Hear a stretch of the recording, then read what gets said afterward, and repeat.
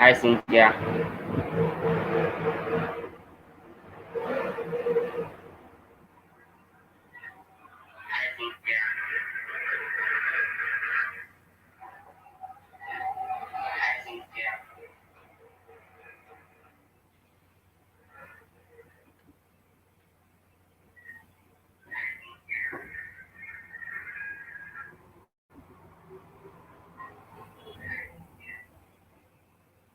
I think you have to unmute yourself. You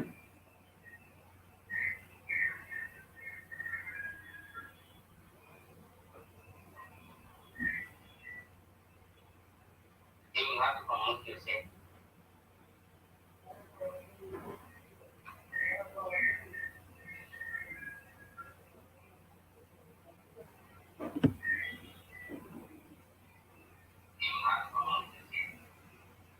Ba da biya daidai da wannan ina ko? Sai ke magana ba ta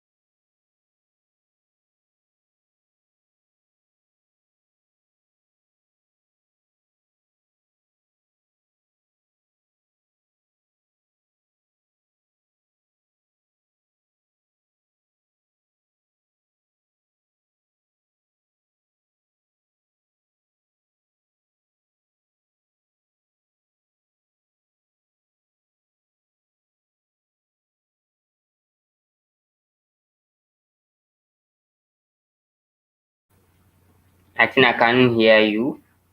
Maybe you can speak now.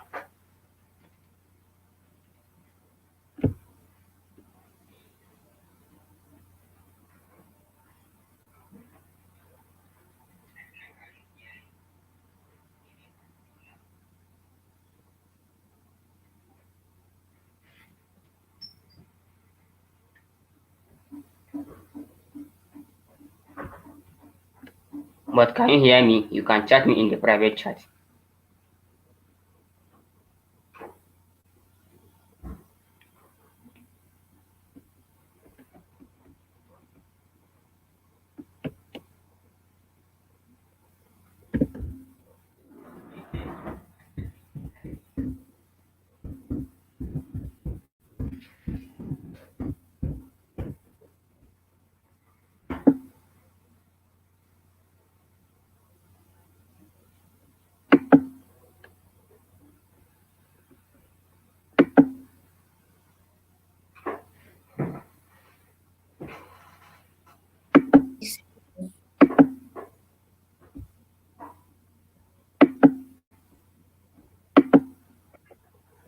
Can you hear me now? Okay. Can you hear me? Yes, I can hear you now.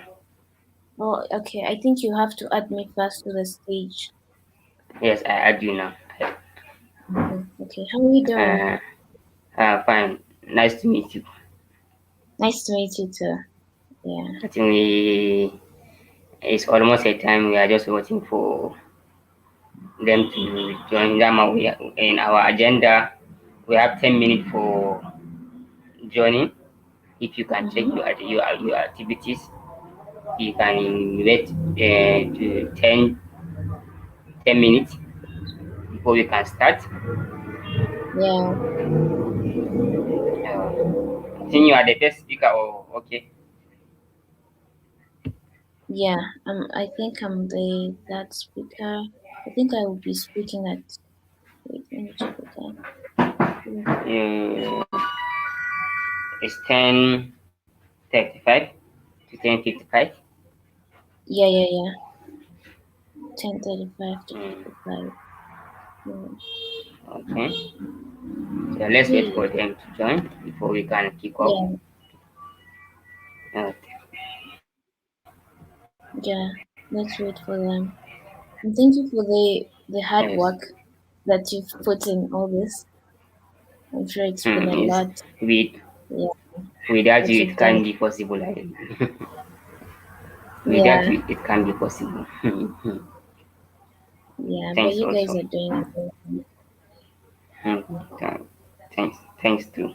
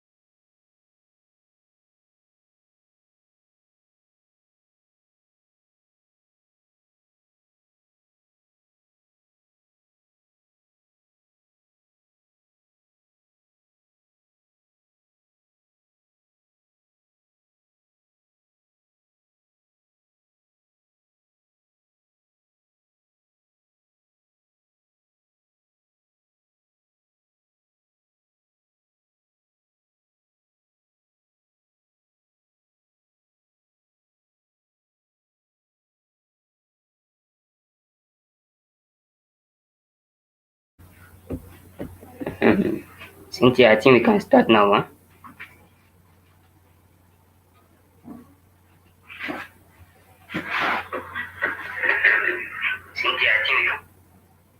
Hi. Yeah, yeah, yeah, can you hear me?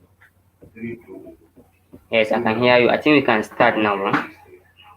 Huh? No, no, no. I actually don't think we should start now. Okay. Since other spe- since other speakers are not here yet, did you try to write in the group? Just to Yes, remind them I. to. Okay, we should add how many minutes, or we can just I wait mean, for them. I can see that it will be live in 18 minutes, right? Yes, we are eight. Yes, 18. Yeah, so maybe you can Yes, we are just eight. wait right, and see how it goes. Yes, we are Is that eight. yeah? So maybe you can Yes, we just are eight. wait and see how it goes. Is that You say we should add how many minutes? I think Umar. Um, Umar. Hi, Suleiman. You say we should add how many minutes? Hi. I think based on agenda, it's 10 minutes, right? I think let's wait 10 more minutes and Yes. see. Hi, Suleiman. Okay, so no problem.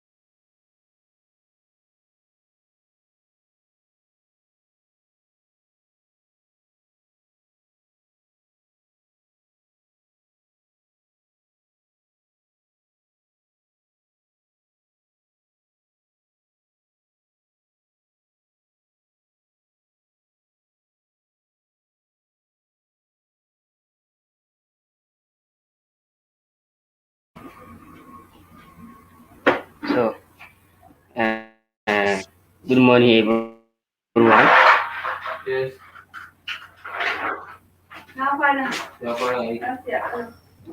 morning, everyone. Good morning. Morning. I hope you can hear me. Yeah. Yes, we can hear you. Loud and clear. Yeah, okay, I think we can start now. Huh? Yeah. But aren't you supposed to be on the stage? I think Uh, we'll have to. we are live today.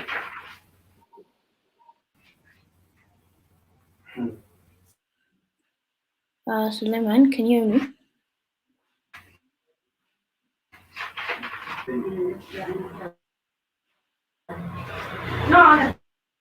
I can't hear you, Cynthia.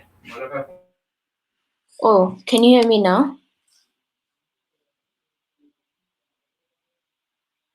No? Okay. I don't know what's happening. Can you hear me?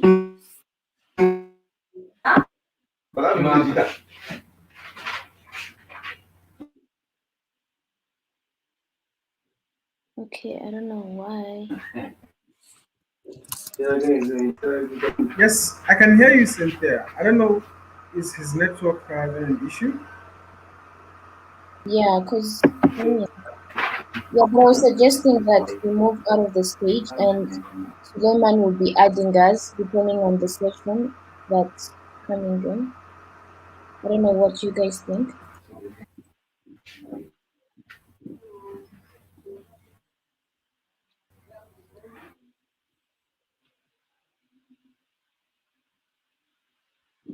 Okay. Yes, yes, that's fine. Let's proceed. Okay.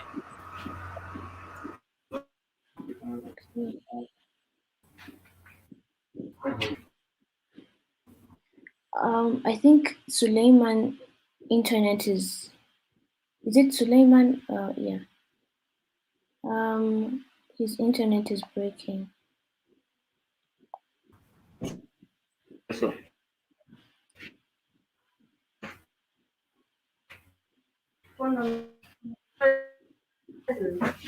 Okay, so then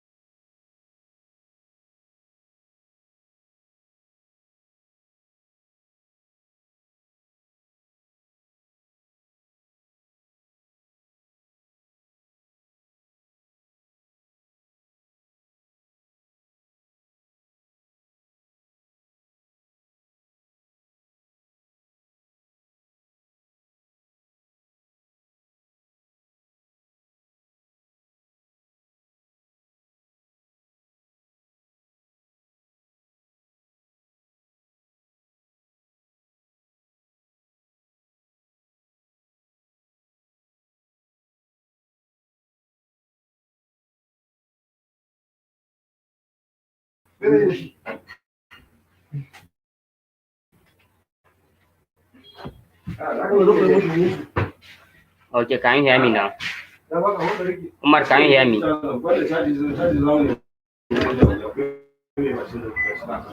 Yes, we can hear you. Go ahead. Can you hear me? We are live today. This is a collaboration event with more and mobile developers within club all around the world. Collaborate and share tech talk. And I welcome each and every one of you to this amazing event. I think we will just go ahead with our guest speaker, which is Umar, for his keynote section, because we have spent much time waiting for the other members. Umar,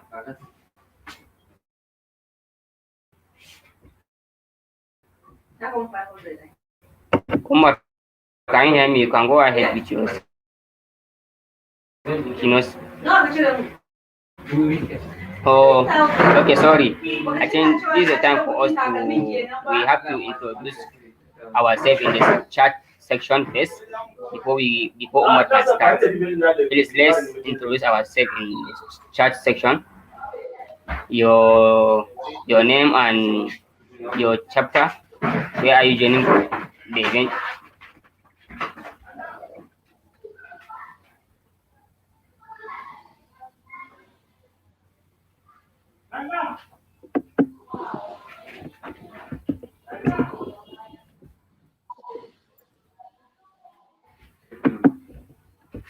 Now 070-670-299. Let me start by introducing myself. My name is Suleiman Abdullahi, GDG lead cat poly, Crassus influencer, and Gdsc lead Kaduna Polytechnic.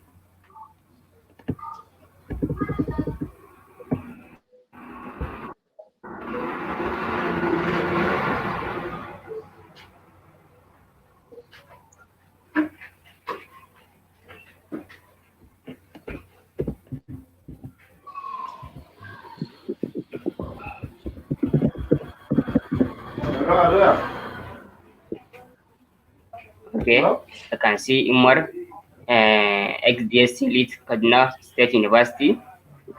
I can see Daniele from University of Ghana.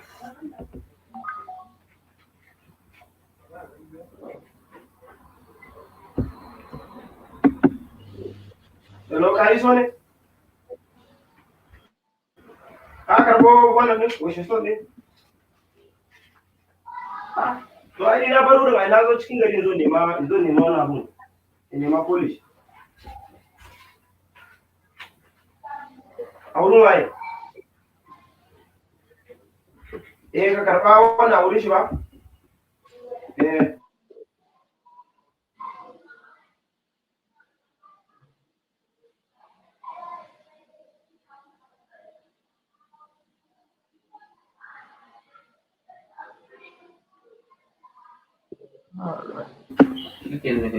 Let's introduce ourselves, or we should continue. Since it's only Umar and Daniele that introduce themselves.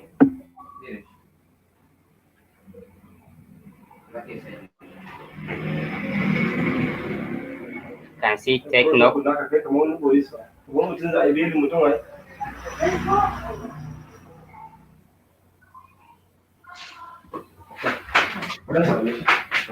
Okay, we have Julius Ibrahim from Kaduna Polytechnic. We have maybe from Burkina Faso and DSC lead, Burkina Faso Institute of Technology.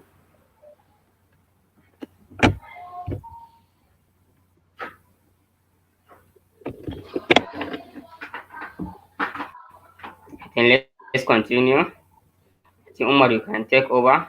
We will continue introducing the participant later. Umar, you can go ahead with your keynote. Oh, all right. Okay.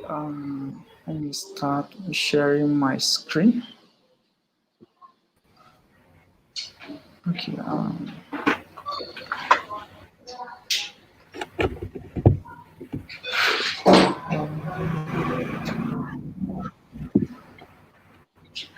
Hi everyone. Good morning everyone. Can you all hear me? Okay, let me.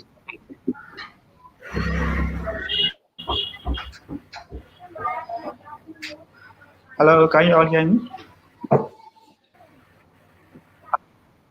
Yes, we can hear you. Okay, and you can see my screen, right?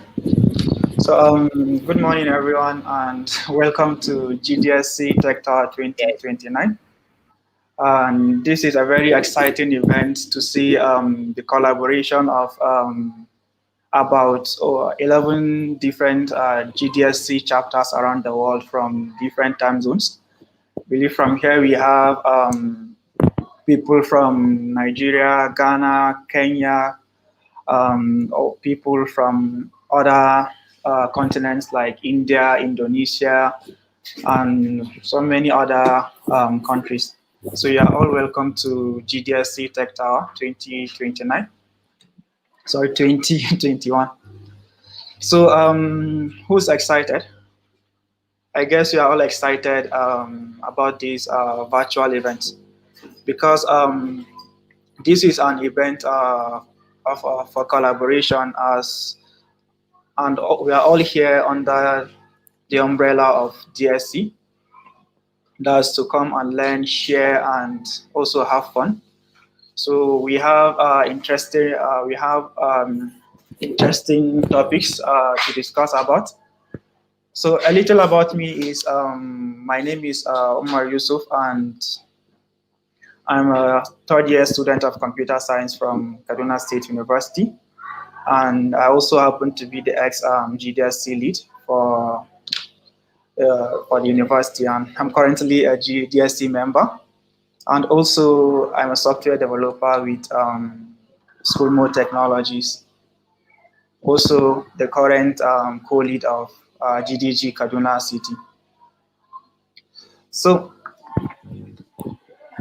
we have speakers from Nathan, Ashwarya, Aisha, Suleiman, Robert, Cynthia, Malika, Tambi, Tahir, and all these speakers are going to discuss about interesting topics from different GDSC chapters. I can see Kaduna State University, Kaduna State Polytechnic. I can see Pakistan, people from Mauritius, all those things. And we have these interesting topics from career in tech, importance of joining a tech community, imposter syndrome, and fundamentals of cloud computing, and lastly, Google crowdsource.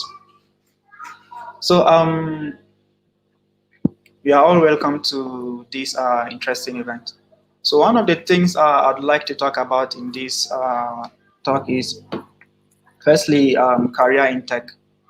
So as a member of DSC, be it a lead, core team member, or normal participant or member of any DSC, we are all under the same platform or single platform to learn, share, and collaborate with other people. And the fact that the problems that have been happening, especially in this part of the world, for instance, where I am, Africa, Nigeria, and the rest is mostly there's this problem that's been happening. So you may graduate maybe a tech related course, maybe computer science, software engineering, and all tech related fields. Maybe with a first class degree in computer science, or maybe second class, all those things. But at the same time, after graduating, you realize that what's out there in the world is just different from what you studied in your academics. For instance, you may be a first class graduate of maybe computer science or software engineering, but building a simple website may be a problem. All those things. So Google decided to create a campus-based developers communities using Google-related technologies, such that we all come under that platform to learn and familiarize our text with what's out there in the real world. So I personally here started coding seriously from 2015. And when I started, then there was no developer community in my area, be it GDGs and the rest. And in 2015, I heard of GDG Kaduna. So it's the first chapter of Google Developers Group in Kaduna, and I was introduced by one of my mentors, Murtala. So from there, I started attending meetups, and yes, after that, at some point, GTG Kaduna State University started, I believe, in 2016. So one of the things I found out about joining a developer community is that while I was learning alone, because I'm a self-taught developer, I get stuck, but all I could go is just Google things online. I have other platforms like Stack Overflow to go and get help. But it's just that I missed that physical experience of getting to meet other people doing the same thing I do. So as a result of joining the developer community, I found out about a tech hub that are opening in my state called Collab, and from there I met a lot of people, a lot of amazing people, and by attending tech meetups, networking, that's how I met my current employer. So one thing is, as a Gdsc member, there are a lot of careers when it comes to tech. It can be career in programming, can be networking, AI and machine learning, and all other related fields. So as a member, there's this always question you have, okay, where do I start from and what do I study? So one of the question you should ask yourself this rhetorical question is, what will I like to learn, or what will I like to study? For instance, maybe, well, I'd like to maybe make websites, and then how do I make websites? So from there, you can make some research. Oh, these are the requirements for creating a website. Or for me to be a web developer or front-end developer, I need to love XYZ technologies. So that should be one of the first questions you should ask yourself.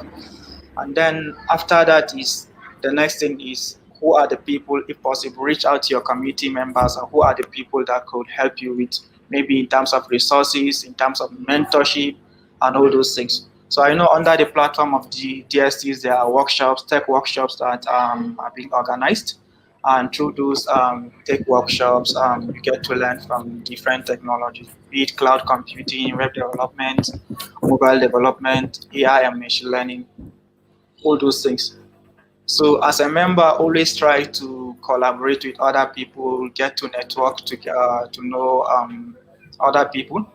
I do know a lot of people from a tech community through networking and attending tech meetups.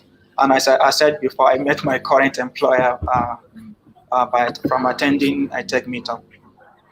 So that's one of the importance of joining a tech community.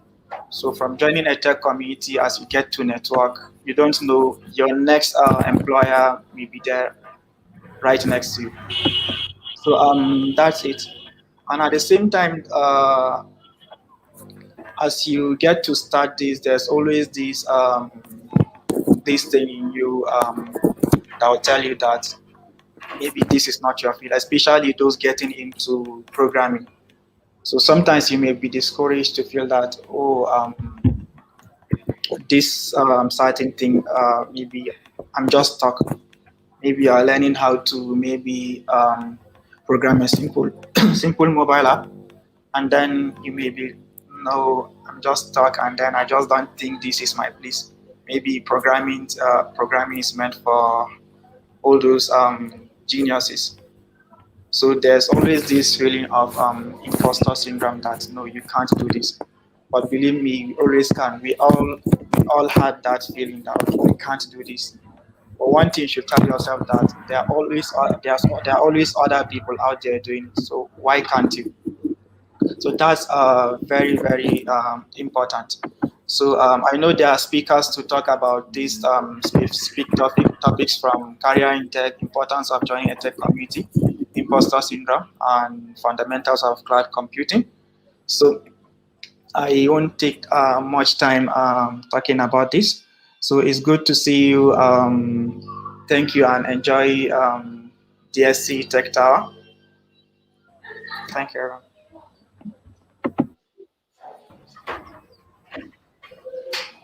Hi, Suleiman. Back to you. Okay, so thank you, Umar. Umar is a mobile specialist. Okay, can you hear me now? Yes, we can hear you. Okay, Umar is a mobile web specialist, Gdsc Kaduna State University. We are very happy that we have you here, and thank you. I think, please, if you the speaker, one of them, if you are not presenting, you can join as a speaker so that the other speaker that they are going to present now, they can join the stage, because StreamYard has a limited number of speakers in stage. I think we have our next in our agenda is Abdul for our twist section, but now I think he's not the in the call. Next is Nathan. If Nathan is available, maybe he can join as a speaker. Nathan, lead Ghana.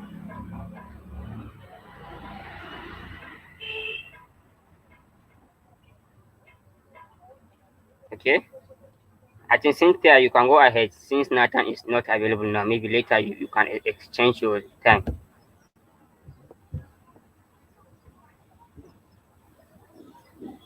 Okay. Cynthia, Thank you, you can go Suleiman. ahead and present. Uh, Yeah. So I hope you can all hear me. I'm just going to present my screen. mhm. Share screen.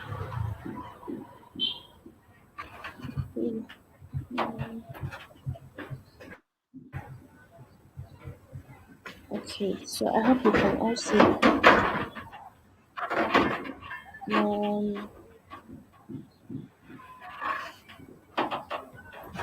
so thank you for this opportunity.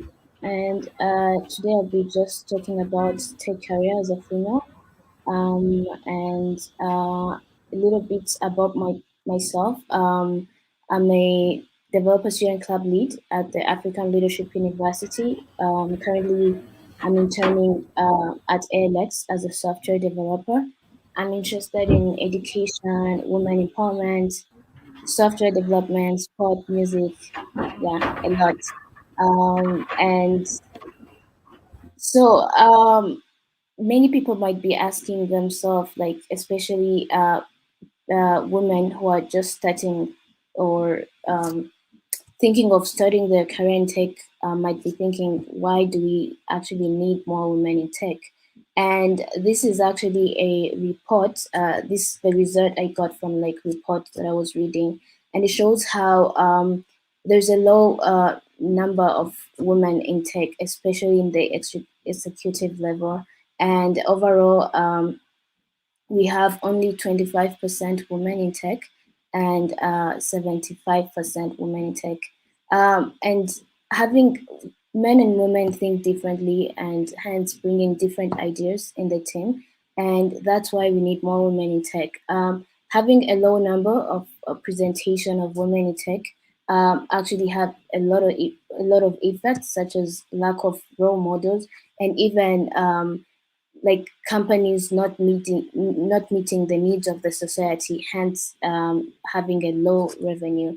And that's why I really want to help more women as I can start their career in tech.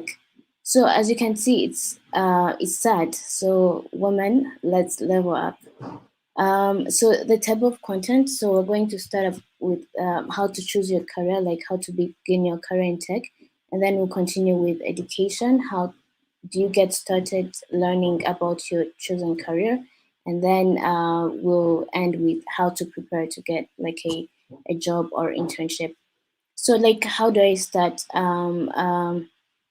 So there are different careers in tech, but the main one are like programming, where you get to build softwares, websites.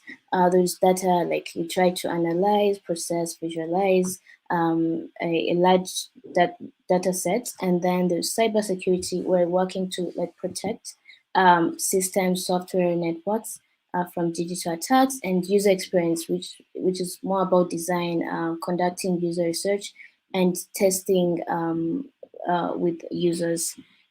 So some tips when you're trying to choose a career, you have to follow your passion, not money. I feel like as a beginner in tech, I mean, we all looking for a job, but when you choose a career that's actually going to spark your interest, it's going to be helpful, because at the beginning you want like get the job easily. So in that process of trying to get a job, because it's something that you're passionate about, you keep pushing. So it's always important to choose a career based on your passion, interest. And also another tip, you don't have to rush.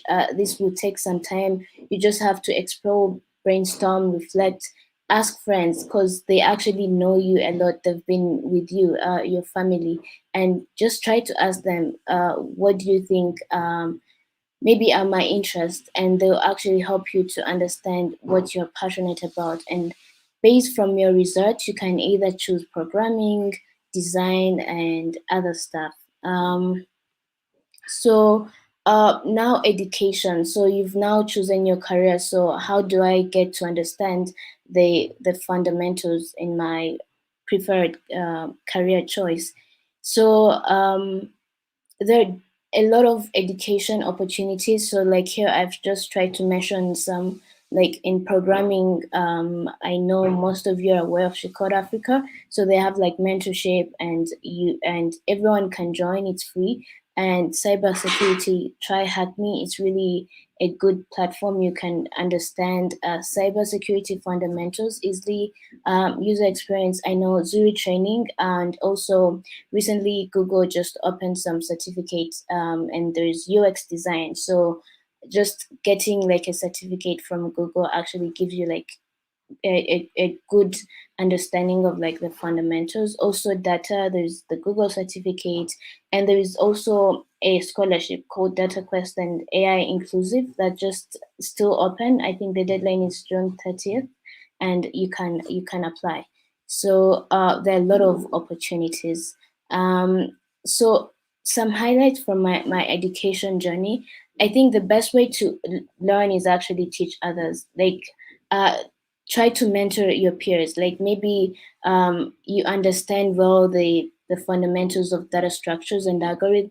Try to teach others. Volunteer to lead a session in your tech communities like DAC. You'll be able to actually understand well the fundamentals. And another thing is learn together. So like as a woman, it's so easy to get discouraged that this, because maybe you can't see yourself understanding something, or maybe getting a job that you want. It's so easy to get discouraged that this career is not for me, because you can't actually see other women who are doing the same thing. So it's always important to have a good support system. Like try to have other women who are actually um, doing the same thing, and try to make some goals, like, oh, we're going to maybe learn Python and try to build some projects after. Like it's always motivating to actually know that there are people that are always motivating you. And last thing, ask questions. I think sometimes people think that asking question actually makes you people just see you as like a weak person or something like that, but that's not actually true. When you ask question, it shows that you're passionate about something that you're trying to learn, and people actually feel like, yeah, I'm actually open to giving you like a job, because I see that you're passionate about something that you're learning. So always ask questions if you don't understand. Google is always my friend, so like ask question everywhere. And so about the job internship, so like how to get it. So I've just added some tips here. Like first of all, you need to work on your portfolio, like try to build some projects. As I mentioned before, it's very important as a woman to have like a good support system, like those people keep motivating you and you later work with them to like build some projects, and also contributing to open source the like so the like GHC event that's going to happen actually soon, and there will be like an open source day, so you can join that opportunity to actually start contributing to open source. Open source is really good because it gives you like an opportunity to gain experience, and you don't have to like do the application, send resume. You just have to look for like a project on GitHub and just look for an issue and try to contribute, and that's it. And last thing, attend hackathons. Like during hackathons you can actually meet with other women whom you share interest, and that's really awesome. So now, after building your portfolio, now you have to get ready for like interviews, and the best way to start about this is actually get to understand the company's requirements, and from there you know what they are looking for, and try to reach out to people who are actually working in the company that you're looking for, and try to ask them questions, and even ask them to like give you an interview just to give you like an understanding of how interviews are done in their company. And also linkedin is really important because like recruiters are always, you know, checking their LinkedIn, trying to see someone who's open for a job. So always update your LinkedIn to, you know, attract recruiters. And also there's networking. So networking is actually, you know, because sometimes you can just get an opportunity that's not online through networking. Just the people you know who have been with you, they see that you are really good at this thing, and they'll always, you know, work to connect you with opportunities that are, yeah, part of your interest. So it's always good to network, um, attend meetups, events, because that's going to be helpful. And also a resume, because when you're applying for like internships, job opportunities, that most of the time they will ask for resume. Some of the companies will ask for cover letters, but resume are actually the big thing. So always prepare your resume, make it to only one page, and just put all those things that you've done, and you're always like, yeah, I'm proud of this, Hello, Cynthia. and be ready to talk about it. Yeah. I think you have 3 And minutes. okay. So the Uh, last thing is just apply. So like keep applying and never give up. You might not get in for your first time, second time, or third time, but just keep applying, and yeah, always look for opportunities to actually help you, you know, grow. So I just wanted to leave you with this quote as I end. So if you avoid difficult things, great things will avoid you. I think it's easy to hear a lot of people, even parents, saying that, oh, tech is not for you, and actually you don't have to follow what they're saying. Sometimes, you know, just doing, not even sometimes, just doing what you love, what you're passionate about, it's actually what will bring you more opportunities in your life. And yeah, that's it. Thank you. And if you have any question, please reach out to me. I'm always active on LinkedIn and also Twitter. So thank you so much. I think that's it. Thank you so much, Cynthia. Thank you very Nice. much. We are very excited to have you here, and it's high time that women should participate more in tech community because the world now is changing. I think Yeah, if any of them has any question, you can type in the comment section so that yeah. she can answer the, your question, or if you don't have now, you can reach her on her Twitter or LinkedIn. Yeah. Okay, thank you. Okay, okay, nice to meet you. Then the next is Zara, Tahir Zara. Is she's going to talk on importance of joining tech community. Now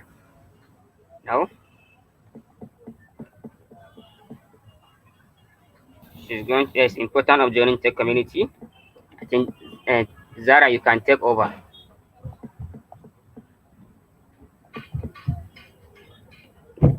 Hi Zara, can you hear me?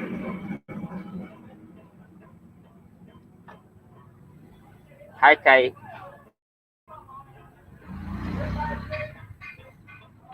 okay, maybe okay, Yeah, I can hear you. okay. I think Zara cannot hear me. Yes, I can hear Let, you. let, okay. Okay, you can go ahead with your presentation.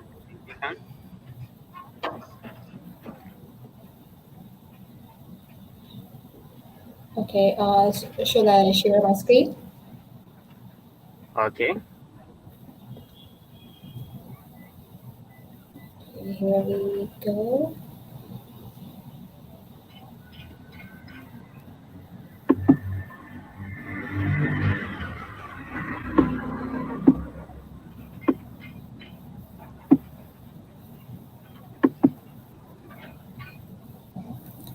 Everyone can see.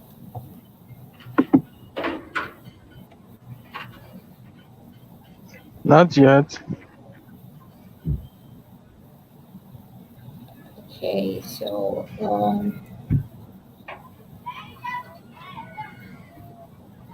can you please put my screen share onto the live because okay, yes, now I think it's coming now. yes. Okay. So hello everybody. Yes, He Zahra, and but you can call me Zahra. And I am the DSC lead at my University of Superior in Lahore, in Pakistan. And I'm also a graphic designer and UI UX designer. And today we are discussing about the importance of joining tech community. So let's go further. Should we start?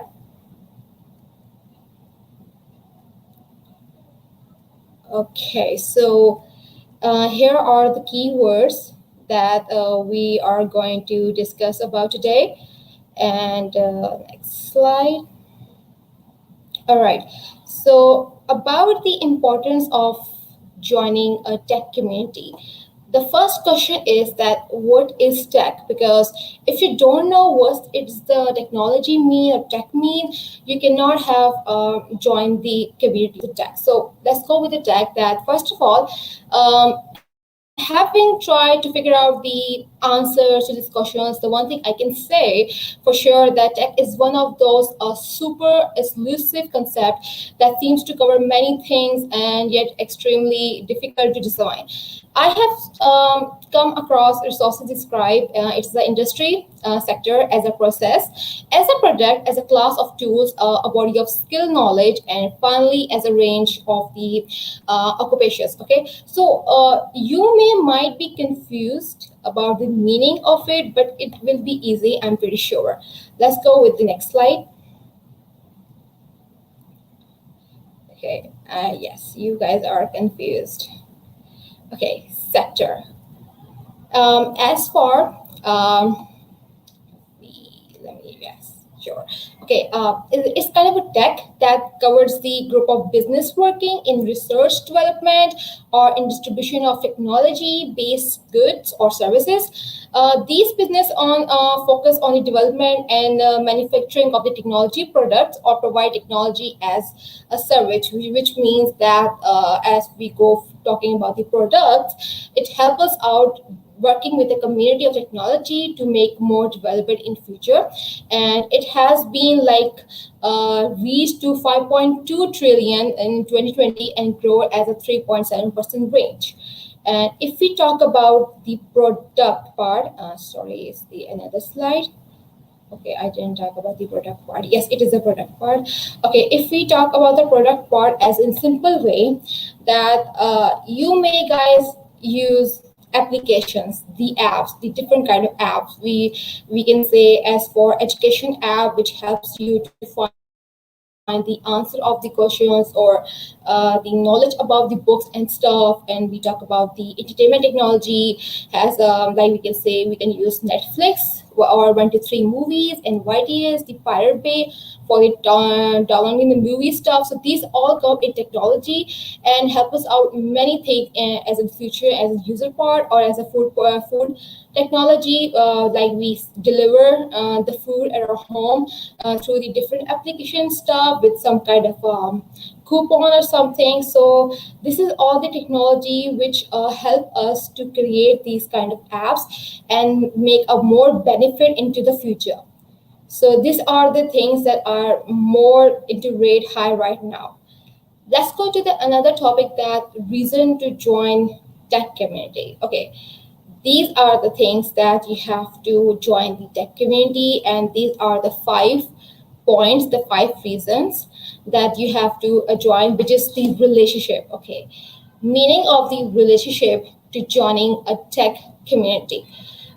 We can say that if you join the tech community, as we talk about relationship, you can see that which person has a more knowledge or a more understanding to help you out or give you more knowledge to share with you that you can do by yourself to part of joining the tech community, and get your opportunity of yourself by learning process, by attending a sessions or workshop or boot camp or something.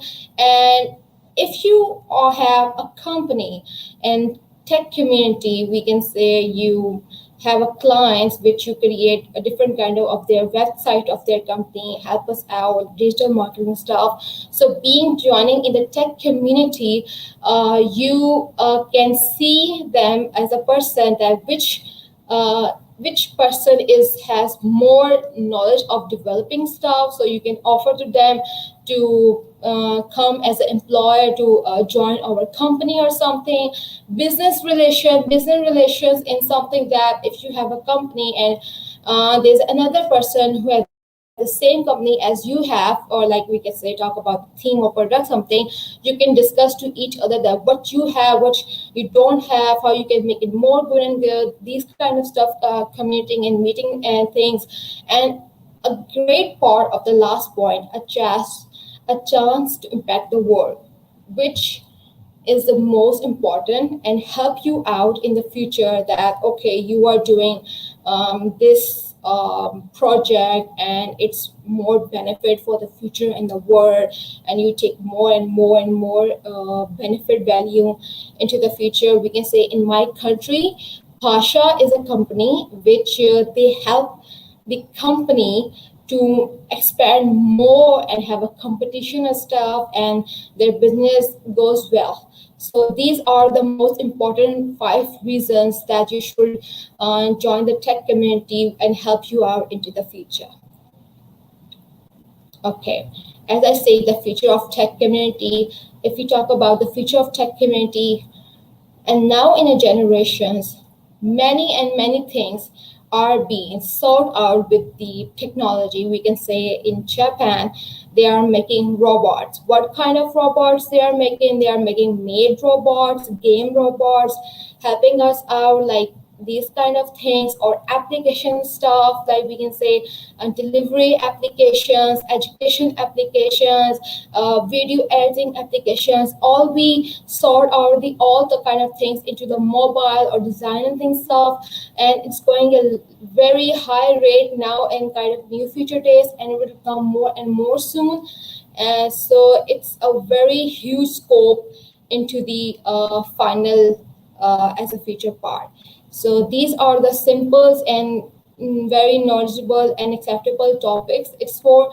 So now let's go for the QA. Okay, I think if you have any question, you can type in the comment section. so that Zara can answer.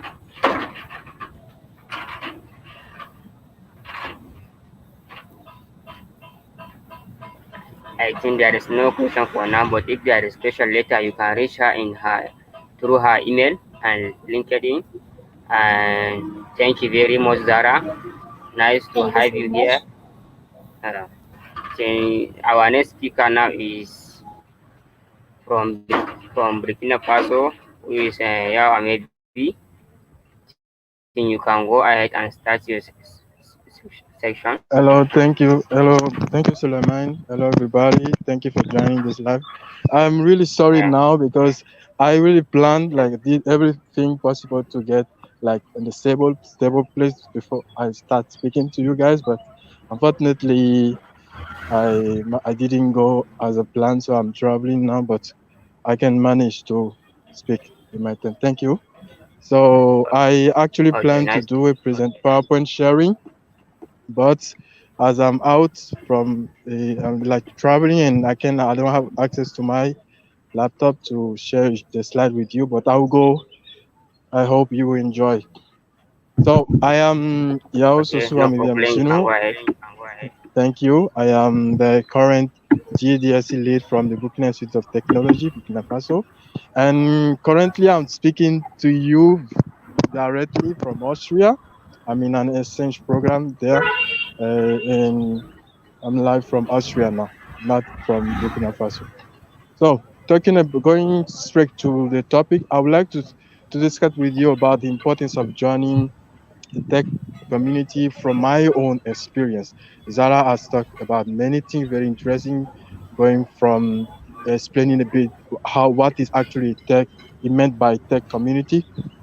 And that's what very interesting because you need to get to know what it's meant to be in the tech industry as well. But also you need to know how to join those community. So for me, I'll just talk about my experience and how I joined the community, especially the Google Developer Student Club. When you are in tech industry, most of the time as a newbie, you start with coding stuff, and also even in design. Mostly when you start, you do design stuff. You are always looking for people like someone to be there to help you, but not your lecture teachers. Your lecturers are not always available to be assisting you with things you do on your own. So from my experience, when I joined, before I even joined the Google Developer Student Club, I felt that need, okay, to uh, extend knowledge, okay, but also look for mentor or a place where I can exchange with my peers about things I'm doing.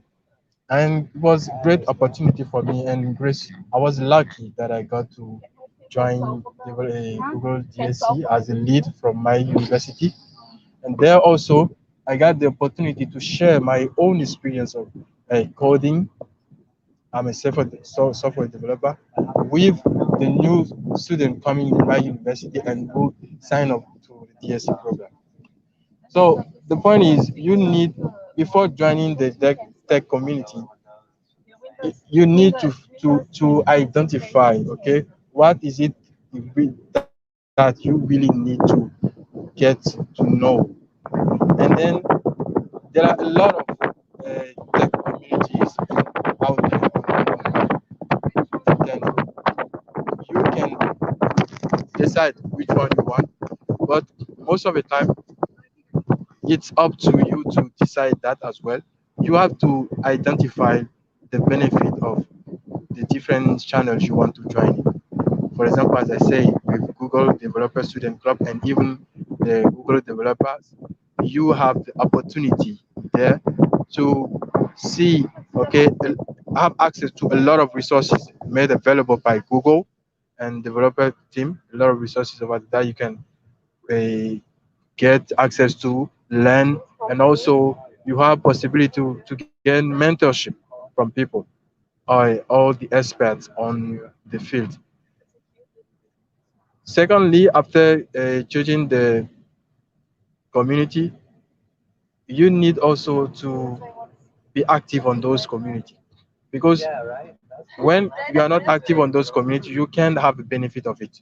Okay, so you join importance of joining it's very important to join a community, because you get to learn a lot, and this enhance also your leadership skills, as long as you're actively, okay, uh, interacting with all those people there. You also have the chance, you get that from the keynote also, you heard that the keynote speakers has the opportunity to meet his current employers on the developer student community online. So though there are a lot of uh, developer community online, you also have opportunity to have on, let's say, a local developer communities, Google developer communities you can find in uh, most of the cities on earth.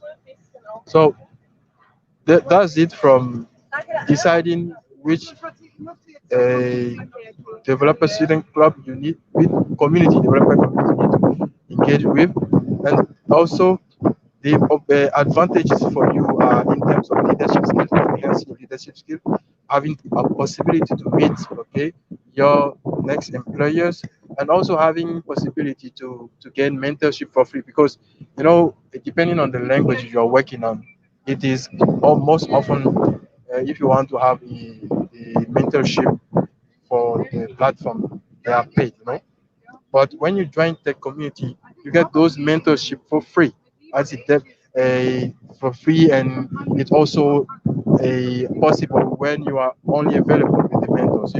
So those are opportunities for you.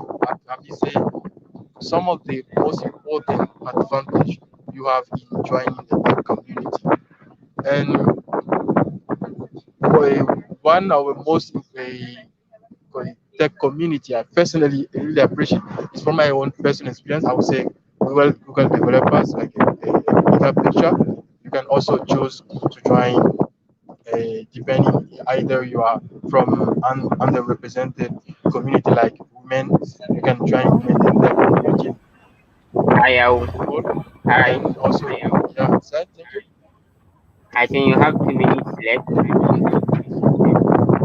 Yeah, hello. You have 2 minutes left. Oh, thank you, thank you. So it was a great pleasure for me to be sharing my personal experience with you with regard to the importance of joining the community. I hope what I share with you was very helpful, and I thank you a lot for being live with us. Thank you. Yeah, I am available, and you can reach out to us, to me as well, and all of the speakers, in case you want to know more about Google Developer Student Club. Thank you very much, Suleiman.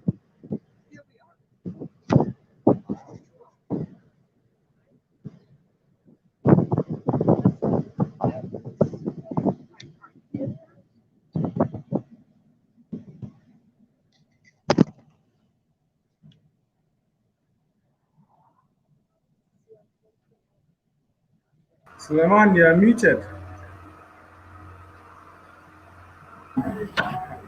Okay, nice. Thank you. Nice to have you here as our speaker, and we wish you safe journey in your travel.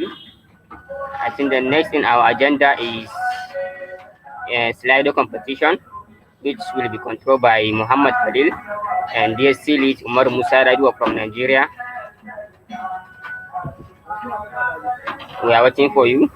You can take All over. right, guys. Good evening. Let me just share the screen.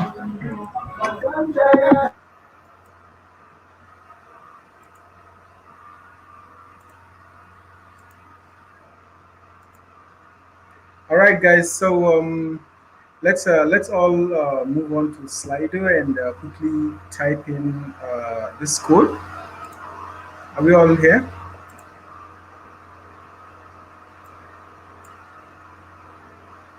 So quickly go to slide.do and then type in 667366.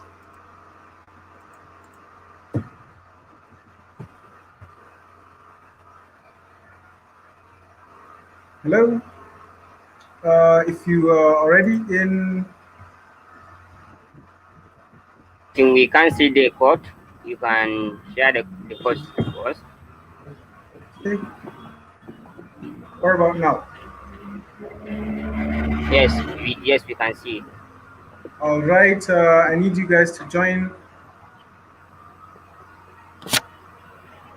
And you can share the link in the comment section so that they can join directly.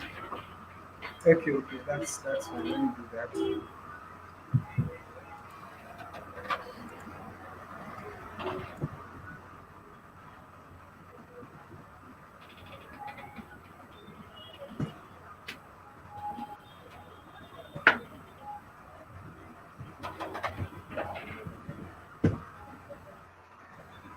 All right. So do that, and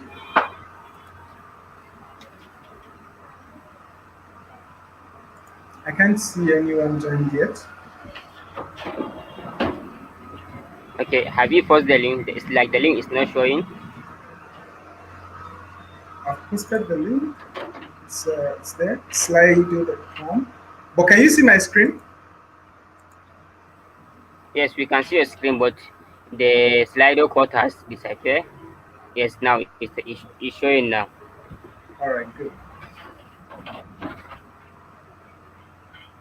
All right. I'm going to count from 10 to 0. So after that, I'll start the competition. 10, 9, 8, 7, 6, 5, 4, 3, 2, 1. All right. Can we go? Yes. All right. So we have the first question. Where are you joining from? Where are you guys joining from?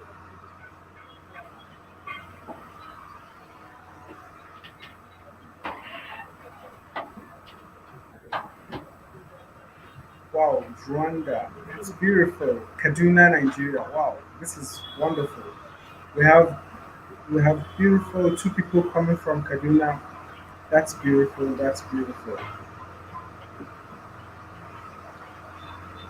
And we have just wow from Lahore, Pakistan. That's beautiful. That's beautiful. That's beautiful. That's beautiful. Wow, Ghana. This is wonderful. This is wonderful. This is wonderful. I love this.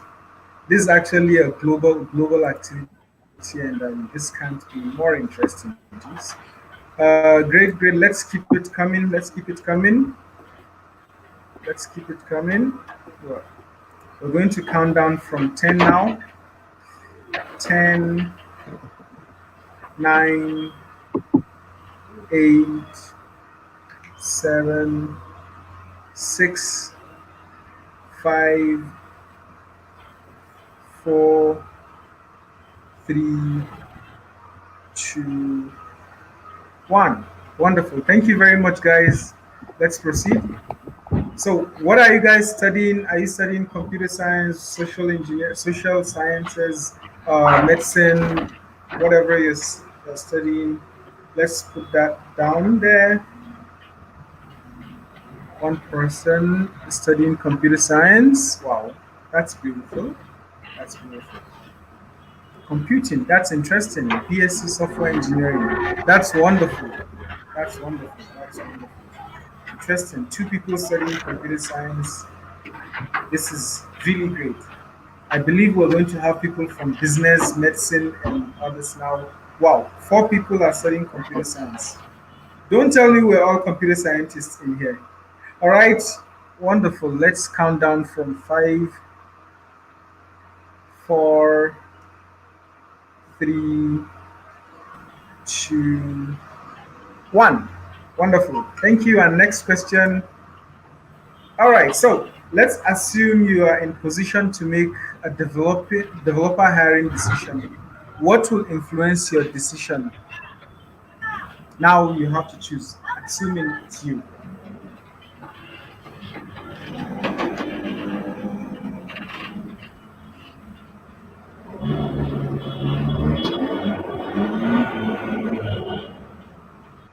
This is wonderful. So, three people said they choose ideation and other non-tech skills. Interesting, interesting. Technical experience also. Wow, wonderful. It seems ideation and others are really important then. Wow. Nobody is touching physical appearance nor personal relationship yet. Wow. Wow, wow. This is Mohammed, wonderful. I This think we is have 2 wonderful. minutes for the Slido competition.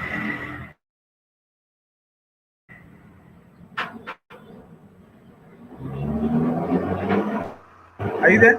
Hi, Mohammed, can you How hear many? me? You said what? Yes. We have 2 minutes left for the Slido competition.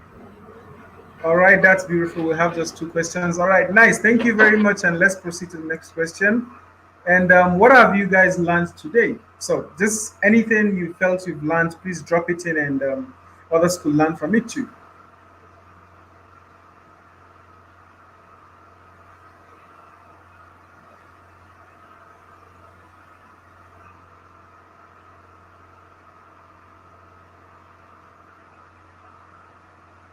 Beautiful, beautiful, beautiful.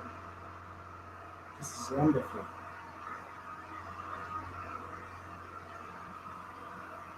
This is wonderful. Great, great, great. We have two responses: importance of joining tech, importance of tech. Great, great, great. Thank you very much. And we count down from five and we go to the last question. Five, beautiful, be active. Great, great, great. Four, three, two, one. This is wonderful. This is wonderful. Thank you very much, guys. And next, all right, so should we hold this again? Yes, please. And if yes or no, please give us some of the things we should improve on to make a better event to impact more people. Oh, yes, we have two yeses. This is beautiful. It means, yes, we are definitely going to have another tech tour. Beautiful, beautiful. And I'll count down from five, and we're going to be off for today. And great. Yes, please. Definitely, we're going to be having this again. Thank you very much, guys. And five, four, three, two, one. Thank you very much, and I'm really glad to be with you guys today. And that's all for the Slido session. So the last thing is that question that was asked about the things you're going to ask, the skills you're going to prioritize when hiring tech developers. Majorly, it's just for us to know what best should be our target, our priorities in building our skills and getting these jobs. Thank you very much, and see you guys at some other time.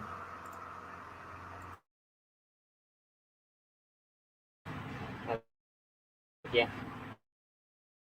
Thank you very much, Mohammed from Umar Musa Radoy University for taking us into the Slido competition. Thank you once and for more. And the next in our agenda is imposter syndrome, which Tambeta Bita and Maleka, they are going to take us through that. And but now Tabitha is not in our stage, but she will join soon.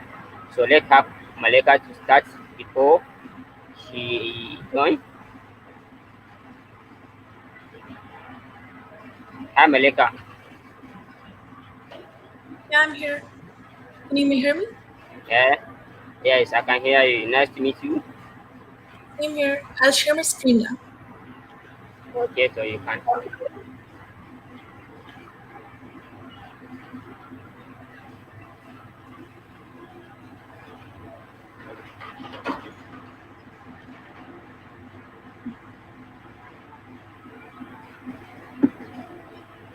Can you see my screen? Okay. Yes, soon. Yes, we can see it now. Yeah. So, hi everyone. My name is Malaika Wardik, and today I will be talking about imposter syndrome. So now to begin with, what is the imposter syndrome? So these are three factors that we can divide the imposter syndrome in. There is self-doubt, personal incompetence, and internalized fear. So now how can you put all of this together? Self-doubt is like when we doubt our own achievements. Personal incompetence is like where we feel our abilities are not good enough for us to achieve what we want. And internalized fear is like multiple scenarios that we create in our mind, the feeling of fear. It's like actually running away from the feeling of fear that we cannot do something. And it is this feeling of fear that actually refrains us from even giving the first try. And how common is it for people to suffer from imposter syndrome? So it is highly likely for people in different professions in different phases of life to suffer from imposter syndrome. That is, it may just be a student, it may be someone who has recently graduated searching for jobs, and since he or she needs to talk about himself or herself, so it is not easy for him or her to talk about their achievements. It is not that common. And thirdly, it may be someone who has been in the working field for quite some time, but they find it hard to talk about themselves. But today we will be focusing mostly on the students. It is a very common thing among students, and it can be incredibly isolating. Students refrain from talking about themselves due to the immense doubt and feeling of being fraudulent. That is, what do we mean by the feeling of being fraudulent? That is, they feel that the achievements that they have, they should not have earned them, and they feel like a fraud when they talk about it. And immense doubt, it is the same self-doubt that we talked about in the introduction. So it is isolating since they feel that they are not good enough, they are not right, so hence it results in the feeling of isolation. Now, in order to combat it, we need to understand how non-imposters think so that we can deal with the imposter syndrome in a better way. So there are three factors that non-imposters and those who suffer from imposter syndrome, they look at these three factors in different ways. That is incompetence, failure, and fear. Competence, failure, and fear. So competence, as we mentioned before, it is the ability to do something, to achieve something. Failure is like, not being able to achieve what you wanted. And fear is the feeling. It is associated as a negative feeling. So what is it that we need to interlink these three factors? That is, for an imposter, it is the fear of failure that leads them to concluding that they're incompetent for a certain job, whereas for a non-imposter, it is the acceptance of this feeling of fear and not being afraid of failure that allows them to give the first try, and it is all right if they are not successful in it. So hence, it is different ways in which they look at these three factors. So they view feedback as a gift and are driven to constantly improve. So feedback, like, when we conduct a meeting, when we have a project, when we, sit among people, share a perspective or an idea, we do receive a certain feedback. Now, that feedback may be negative or positive. Hence, it is not always that things go our way. So hence, we should always be open to how things can be, how we can improve. So this is where constructive feedback comes into the action. That is, there is, as I said, there's always room for improvement. So we can always, look into this feedback, and we can grow, and we can actually work on it in the future, and how we can not repeat our mistakes, because since all human beings consist of flaws. Now, non-imposters also accept their fear as a common feeling. That is, as I mentioned before, imposters, they experience this feeling of fear that actually refrains them from even giving the first try. So for non-imposters, it is not like that they do not experience this feeling of fear. Like all human beings, everyone experiences this feeling of fear, but they experience this fear, and despite that, they give their first try, since they're not afraid whether they fail or succeed. Since obviously everyone aims to succeed, but they're not afraid of failing, since failing is a part of life. And even someone who has set up his or her business, it is not like that after setting up a business, there will be success continuously after it. There is success and failure go hand in hand. And this is a feeling that everyone needs to accept and give their first try despite being fearful. And another aspect that where imposters and non-imposters they differ from one another is the recognition part. That is, as I mentioned before, that there is an internalized fear. There is this fear of not being able to do something, etc. So due to this, we need to actually change the perspective, and instead of all of the scenarios that we create in our mind as an imposter, we need to focus on those around us. That is, how can they benefit from our action, from our work experience, from our knowledge. Like, these are different scenarios where we can actually act on it. For example, there is a scenario where you can raise your hand in a meeting. That is, there is a meeting, and if you raise your hand, you give a different perspective, you give a different idea. You're benefiting those who are around you. You're benefiting the project itself, the subject that the presentation is about, the meeting is about. You're benefiting the person who is, presenting in that manner. That is, he or she may be able to build on your idea. Secondly, you can ask for a project promotion or a raise. That is, there is a reason that you are in that setting, you are in that company, in that job. So it is all right for you to ask for a project promotion or a raise, since you have work to be there. And so that is why it's not like you should be afraid for no as an answer. Like, be ready for a no or a yes, but obviously everyone aims for things to go their way, but also along that, do not be afraid if things do not go your way. And the third scenario is that you can share your knowledge with those around you. Like, as an imposter, since we are so scared of talking about ourselves, we feel fraudulent, that this is not what we should have earned. So what we can do is that what we need to focus on is that as we share our knowledge, as we share our work experience, it is more about the people around us. That is, they can benefit from us in different ways. It's giving back to the society, helping those around us. Now, as I come towards the end of the presentation, it's we can, as an imposter, we can build confidence by these three factors. That is, milestones. Stop thinking like an imposter to stop feeling like an imposter. Thirdly, recognition and acceptance of the feeling of fear. So what are milestones, what has been accomplished, and what might be left to tackle. So it's what have we accomplished over the years, and what can we tackle, what can we attain. And secondly, to stop thinking like an imposter, we need to stop feeling.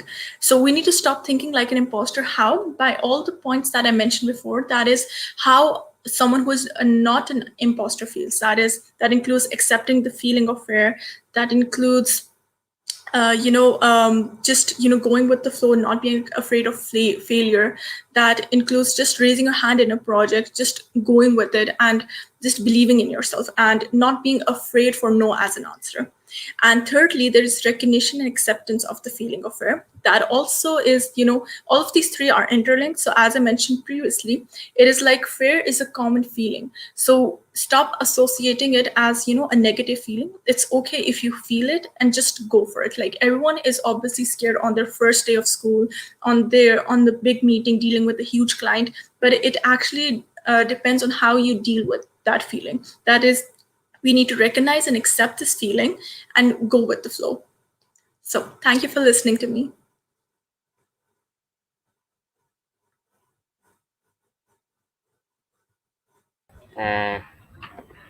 Thank you, Malika. Nice Thank you. to have you here. We are very excited that you take us through this journey of imposter syndrome, because some in our community and some developers think they can't do so, but and that is caused by imposter syndrome. But now, through your advice, some will know how to overcome it. Now we are waiting for Kembe Tebita. She is having issue with her issue connecting with us, but she will connect soon. If you have any question for Maleka, you can type in the comment section so that she can answer you.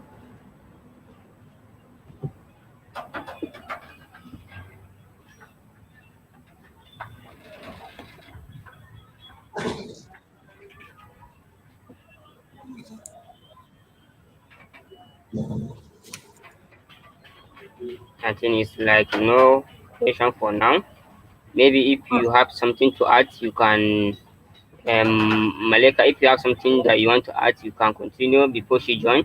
She chat me now that she will join soon. Okay. So that I would like to add that imposter syndrome is a very common feeling, and it's more like that. It actually depends on the acceptance and the recognition.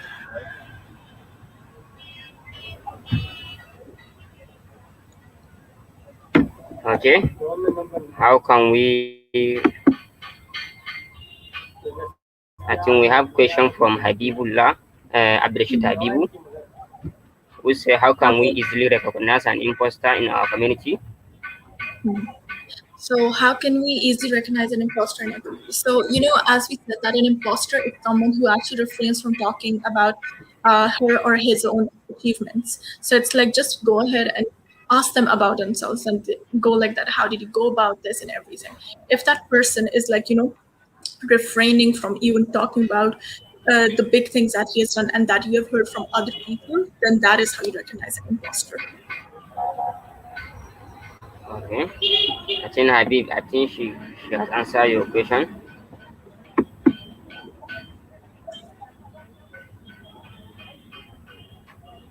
Can, you can go ahead if you have anything to add before Tembe Tepita has joined us.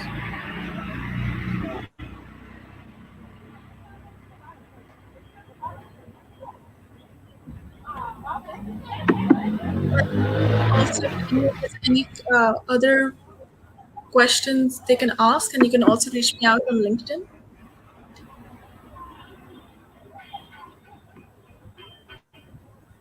Mhm. Okay, I think we have another question from Nibizi. How can we easily recognize an imposter in our community, attributing your success to external factor? Yeah, like like when you talk to someone about their achievement and they attribute their success to external factors, like that is an imposter. That is, they are not, accepting that they did it themselves, they made it themselves, they worked so hard to achieve all that they have done. So yes, this is a way that an imposter actually describes themselves or herself or himself. So we can say that, that as I said, that an imposter actually is fraudulent about what they have earned over the years. That is, they feel that they should not have earned what they have earned. It just happened. So yes, that is another way of recognizing an imposter, because they don't own up to the hard work. They just feel that it just happened with the flow, despite, it actually takes a series of steps to earn what you actually earn. Okay, I think she has answered this question. Thank you. As another, let's see if there is another question.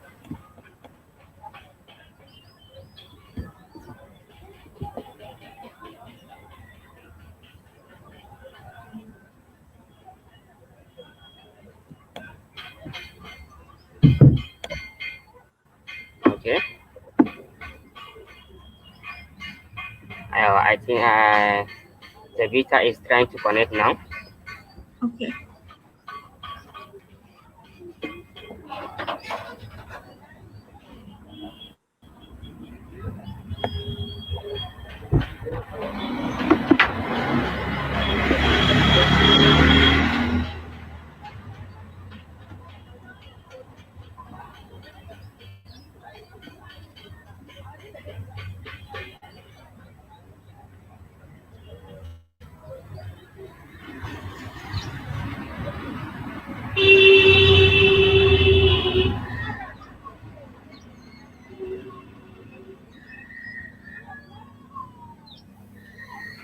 Let's wait for her. She's trying to connect.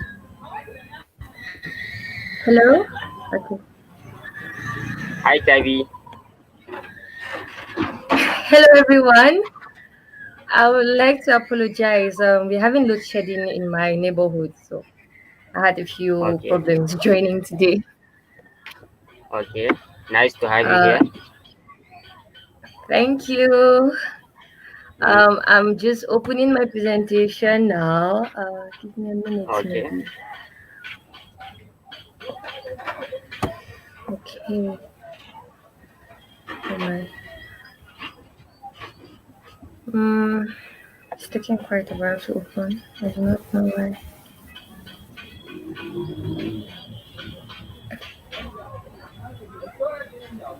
Okay, recent.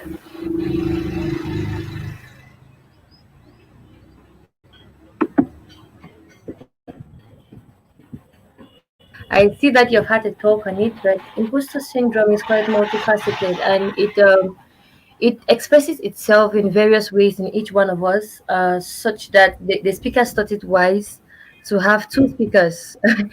I mean, the organizers thought it wise to have two speakers to talk about imposter syndrome.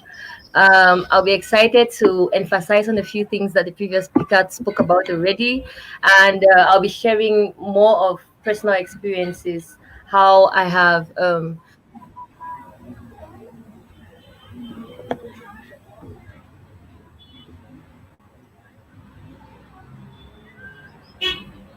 Sorry, guys.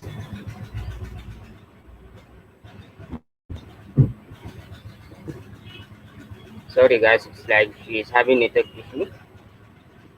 Let's wait for her to reconnect.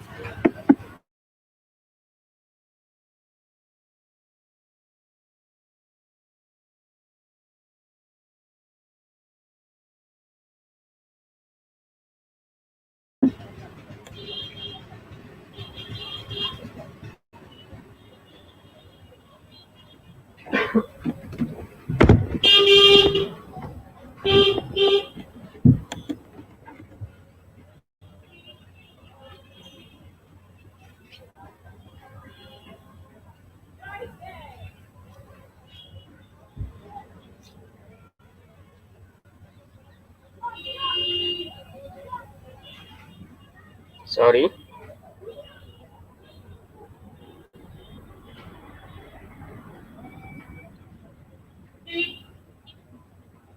Hi, Nathan.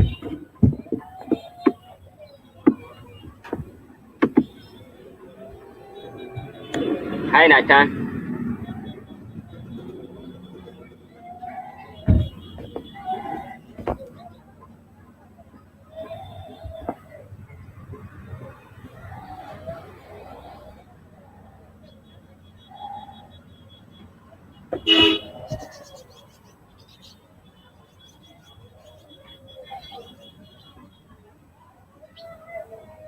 I think Nathan will join now, so that he can present his section, because I think Tabitha is having network issue in her area.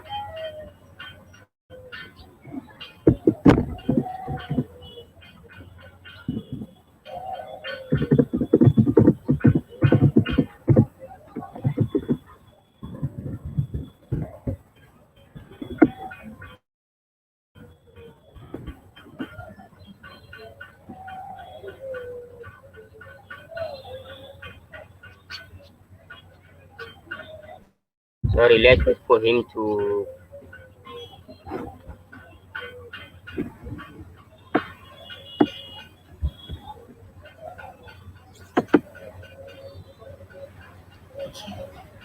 I'm so sorry about that. I've switched my Yes, network operator. Yeah, yeah, we can hear you now. Okay, okay. How do I share my screen? Can you see my screen already? I'm not very versed with using No, this.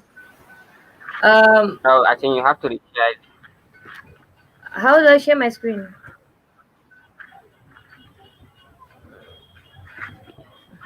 Can you hear me? Yeah. Okay, I've seen share. Locate to the. Okay, here, share. Let her share her screen so that we Share screen. can have her presentation.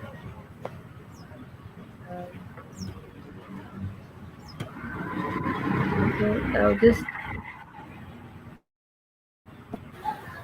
Can you see my screen? Okay. Yes, it's coming up.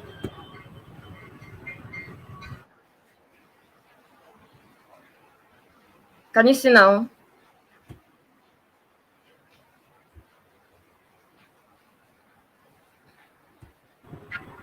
Yes, we can see it now. Okay. Um, so I am here and presents. So what if they find out is the theme of this presentation because it is the most asked question. You're achieving so much and you think that, oh, I just got lucky. Like I think the previous speaker, she spoke a lot about the various signs, so I'll just like skip over those a little bit. But it's when you well, like I when I worked on my final year project, I worked and it was so hard. I was actually building an incubator for engineering in school for an introduction. So I worked on it and then presented it and it actually worked. I think it finally my prototype worked 3 days to the day of defense. But then after defense, when I was called to come and like when they said people with impressive engineering projects to come and present about them, I told my friend that I don't think it's so impressive. I just got lucky, and it's something that we tell ourselves a lot when good things happen to us, when we achieve great wonders, when we break the glass ceilings in our lives. We're like, what if they find out that I was just lucky? So that is like the theme of our presentation today. So the first thing is that calling something by its name is the first step to addressing it. Okay, so you should know the signs. If you doubt yourself a lot, if you're not able to realistically assess your competence and skills, if you're like, okay, do you know Python? Oh, I know a little bit, I try. Like, you don't know exactly, you cannot say in concrete terms your level in the particular thing you're learning on the particular thing you're doing in your career. If you keep attributing your success to external factors, like so you might have really contributed so much to a team effort, but your contribution is your contribution, it's your space to own. But if you have the habit of always bouncing compliments off to someone else, it's like, oh no, I had this really great team member, I was just lucky to work with this person, you never want to own that, okay, you're really an intelligent, smart human being. And whenever maybe you're even alone and then you perform really well, you find a reason to point out the imperfections in it. That's not good. And when you fear that you won't live up to expectations, this happens to me a lot. Okay, I'm like, what if I disappoint people? Like yesterday I was with my one of my supervisors, and he was teaching me something, and I kind of panicked on something that I knew earlier. And then he was like, why are you panicking? I was actually just feeling so bad that he had actually been teaching me something for the past 2 weeks, and I tried to do it on my own during the week, and I couldn't do it by myself, and I felt so bad. But now that fear is a bad thing. We're going to talk about it later on. But I just feared that, oh, they're expecting so much from me, I'm going to let everybody down. Sabotaging your own success, setting very challenging goals. Like sometimes if you see my schedule,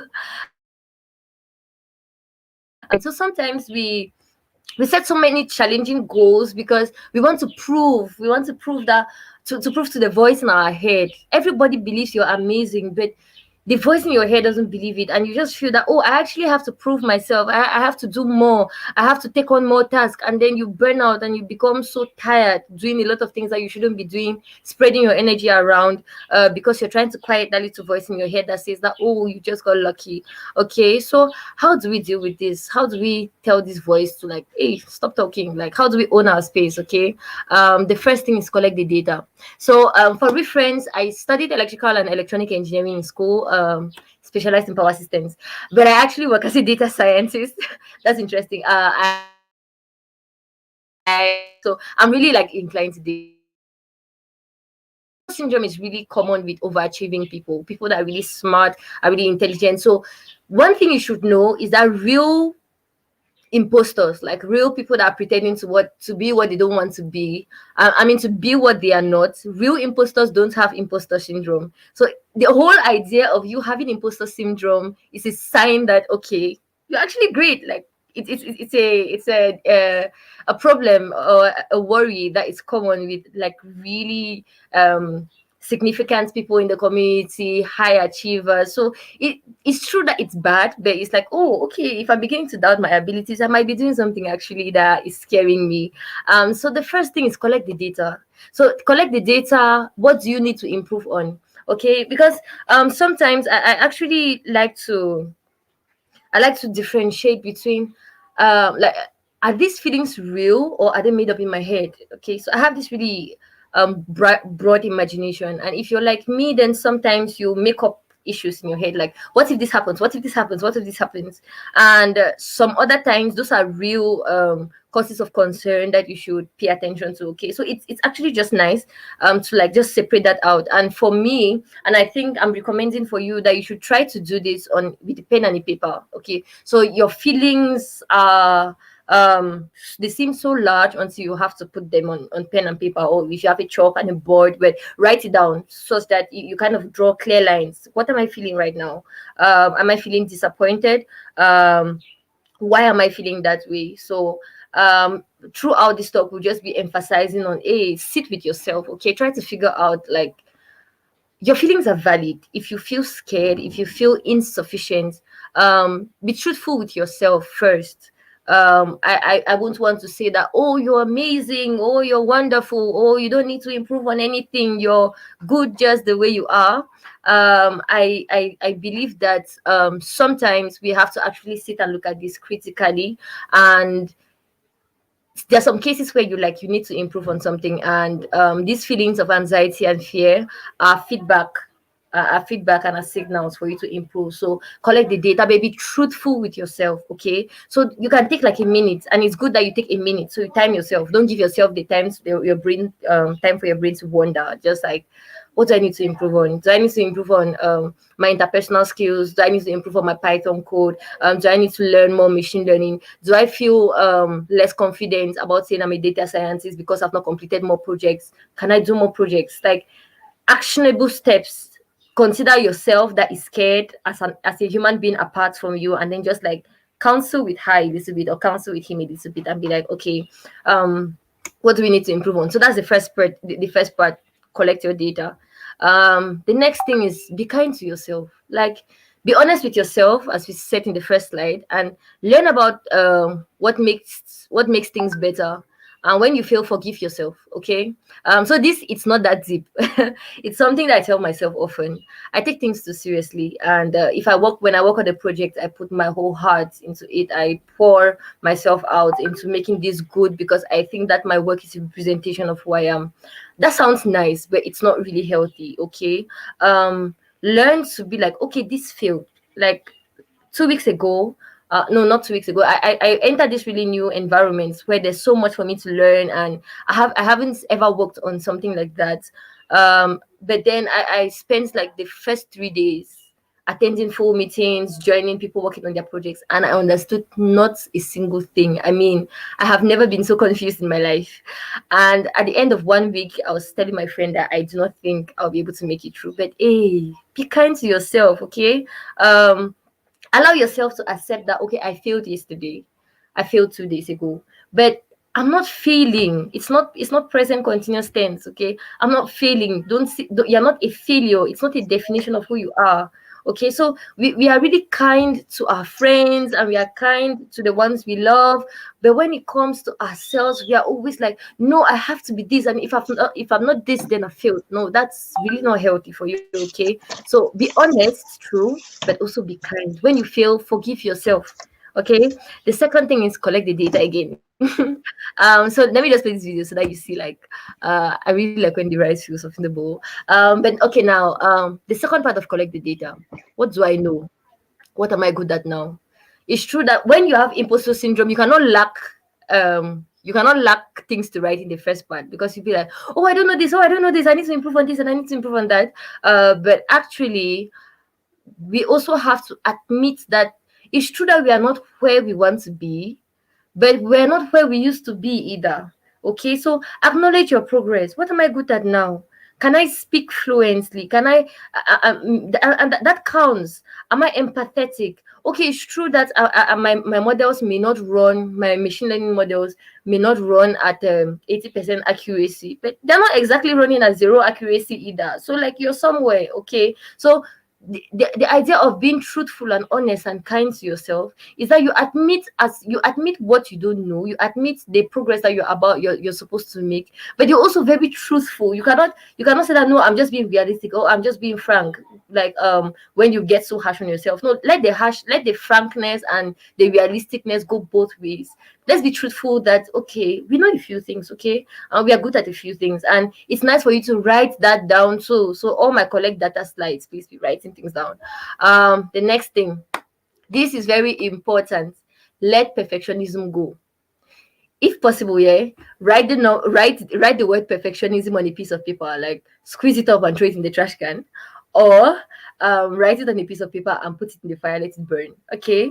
Perfectionism is like, oh no, it has to be perfect. Oh no, it has to be like, we are not ready yet. You always feel that you're not ready yet. So when opportunities come, you're like, no, I need to learn this more. When someone maybe at work, they ask somebody to volunteer to take on a new project that nobody at work has actually ever seen, you just feel like, no, I actually need more experience, I actually need more. You always think that there is something else that needs to happen, or there is perfectionism is something that is not your friend. Okay, complete is better than perfect. That is a quote from Facebook. They actually write it on on one of the walls on Facebook. Like, it's important that things are completed. So what we should do is that go from front to back. I mean, yeah, from start to finish. So go from start to finish multiple times. Okay. So for example, if you want to create a car, like let's think of your life as a car. Okay. Creating the car, start like by creating maybe a bicycle, then you create like a motorbike, then you create like a small keke. I think Nigeria calls it keke, India calls it auto, and then now you create maybe a Toyota, then like step it up to a Mercedes. And so, but you know that I started from a bike. Why? Because where you're starting from, let your go from the first thing you created can move. Okay, so you're like, create something that functions, then improve on it, then improve on it, like little by little, like that. A perfectionist will instead want to create the perfect tire, and then create the perfect steering, and then and you end up not doing anything, or just getting so anxious, or not being able to meet your deadlines, because there's just these little pieces of detail that matter to you. But now, I'm not saying that you should be careless with I'm not saying that you should be careless at all. Sometimes perfectionism counts. Like, if you are a mathematician, if you work in the lab, like your results have to be accurate. Okay, like there's this level of accuracy that you need. But when you try to have like a perfect life, like right now I'm studying, and I read about the superwoman syndrome, where women are trying to be all these things at the same time. You want to be the perfect mother, you want to attend all your children's football games, you want to be the perfect worker, you want to attend all the meetings, all the evening dinners at work too, you want to be the perfect sister-in-law, the perfect mother-in-law, and you just find yourself being dragged in so many directions. So it's important to be like, okay, when you have a project, you be like, okay, this is what matters, this is what matters, and then these other things, okay, we'll see how it goes. But it's important that you're able to concentrate your energies on one thing, because what I learned too is that the sun just shines on us, and we don't feel any pain, but when just that same sunlight is passed through a convex lens and is converged, it can burn paper. Okay, so I have that analogy in my head all the time, because it helps me to know the effects of concentrating your energies on one thing. Okay, so like just let it go, let it go, let it go. Like, accept that you're not perfect and make peace with it. Okay, like drink a cup of water. Now collect data again. What shocked you recently? What have you Okay. achieved so far? Hi, Tadi. Yeah, my time is over. Hi, Tadi. I'm almost done. um Yes. what have you achieved so far? So we also have to be very honest about, okay, I actually did that. I actually did that. I actually accomplished that. Like, I'm cool. Like, hey, like, take note of these things, these collect data slides, okay? And say yes to opportunities. I've mentioned this before, but I would just like to highlight on this quote. Someone on Twitter complained that he has been hired, or she, I can't remember, has been hired into a very large corporation, I think Google, and it was like, I feel like I don't belong here. Like, these are really great engineers. And then this reply stood out for me. Someone said, if you think so highly of them, so if you think so highly of the engineers at Google, why do you think so lowly of their ability to choose a teammate? So the whole idea that someone asks you to do something means that they think you're qualified for it. Okay, so the fact that you think that they're so amazing, you should be able to trust their judgments in saying that, okay, you got this. Okay, collect the data, what makes me feel better, what works for me.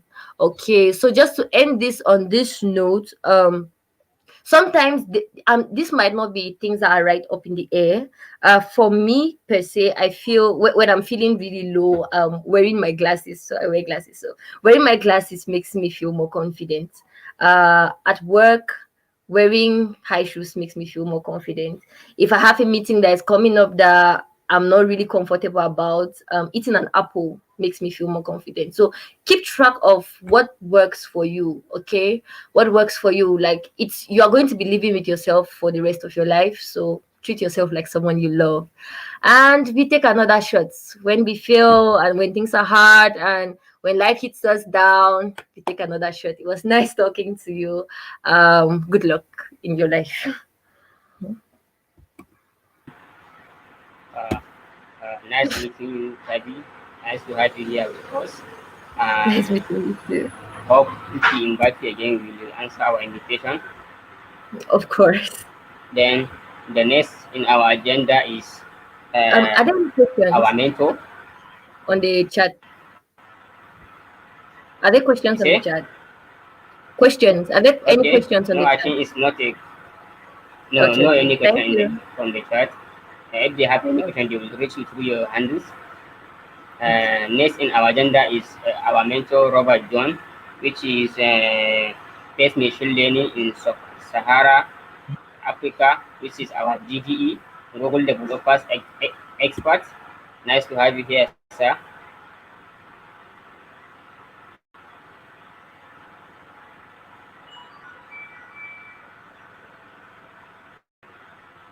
Hi, sir. Hello. Hi, um, Uh, hi Suleiman. we are, we are very excited to have you here with us. Yes, I'm excited to be here as well. Hello, everyone. It's nice to be here. Um,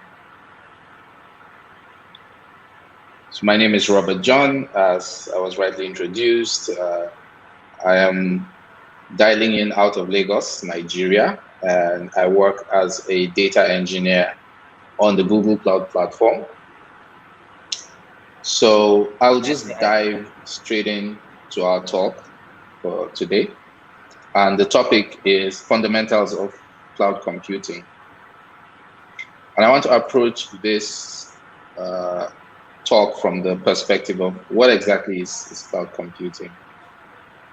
It's fine if you already have an idea, but I will try and do it from the very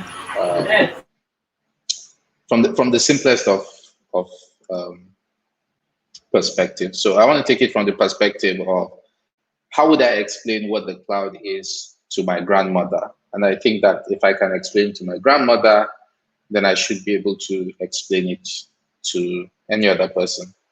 At least any younger person should be able to understand what cloud computing is. So I'm going to start with this image.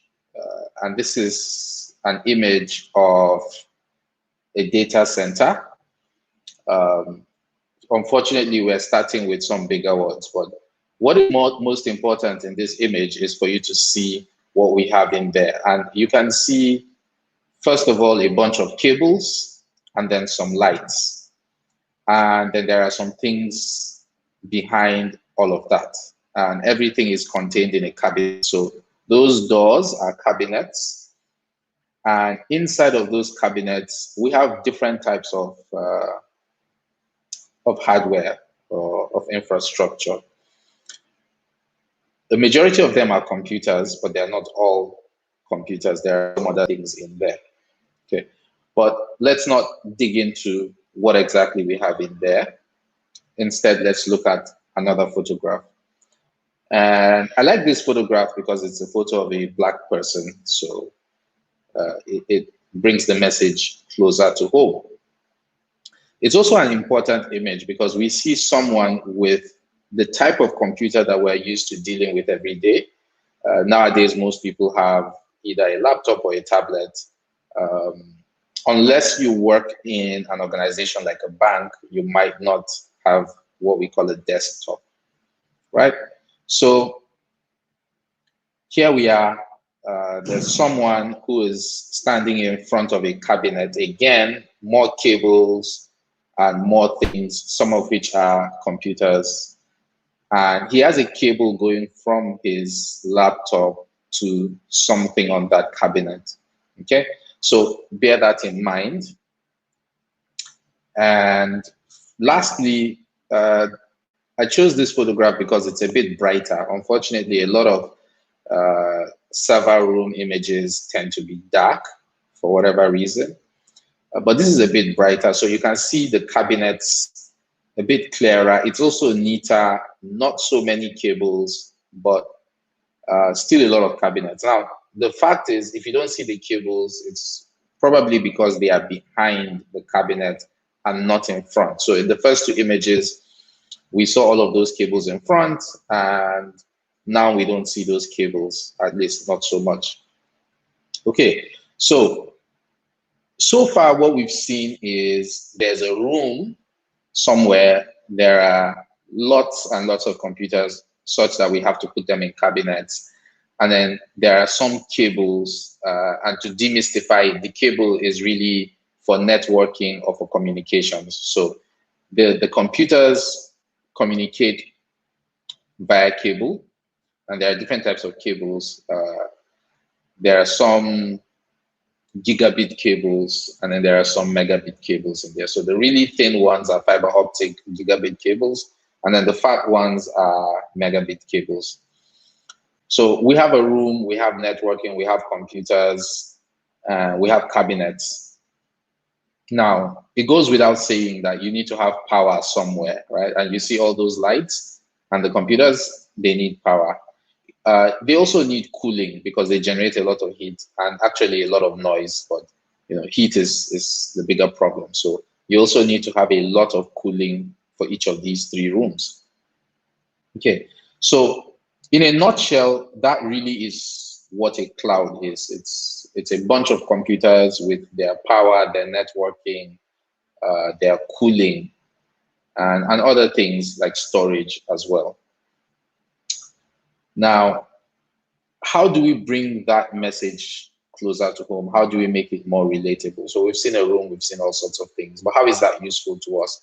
So as an analogy, I'm going to make use of a supermarket. I like food, so I think that using food to explain the analogy of a cloud is going to help us.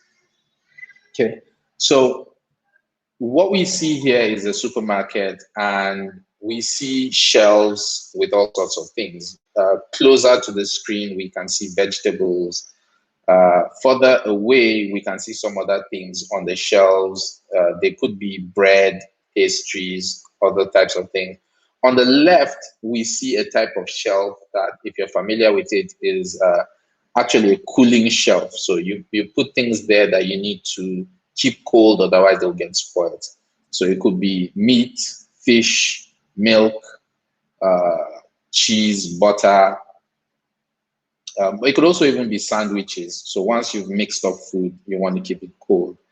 Now, while we might not see it here, it's a supermarket, and there are some supermarkets where you can actually buy cooked food. So to bring it home, what we're saying is, in a supermarket, you can either buy raw food ingredients, meaning that you're going to go home and do your own cooking. In some supermarkets, you can even buy pots and pans and other things, knives. So if you don't have those things already, you can buy everything and you can go home and you can cook and you can eat. So these first two assumptions are that you know how to cook or that you have somebody who can cook for you. And it's important to bear these in mind, right? So in a supermarket, you can get the ingredients or you can get the things you need for cooking.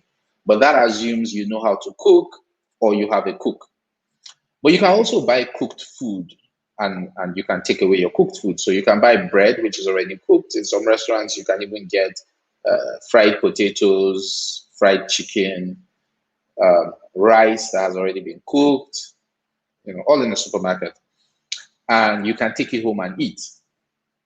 But then there are some supermarkets that are so large that they even have space for you to sit down and eat. So you can go, you can spend the whole day there. You start your shopping, you go somewhere, you park your shopping, you buy food, you sit down, you eat, and then you leave.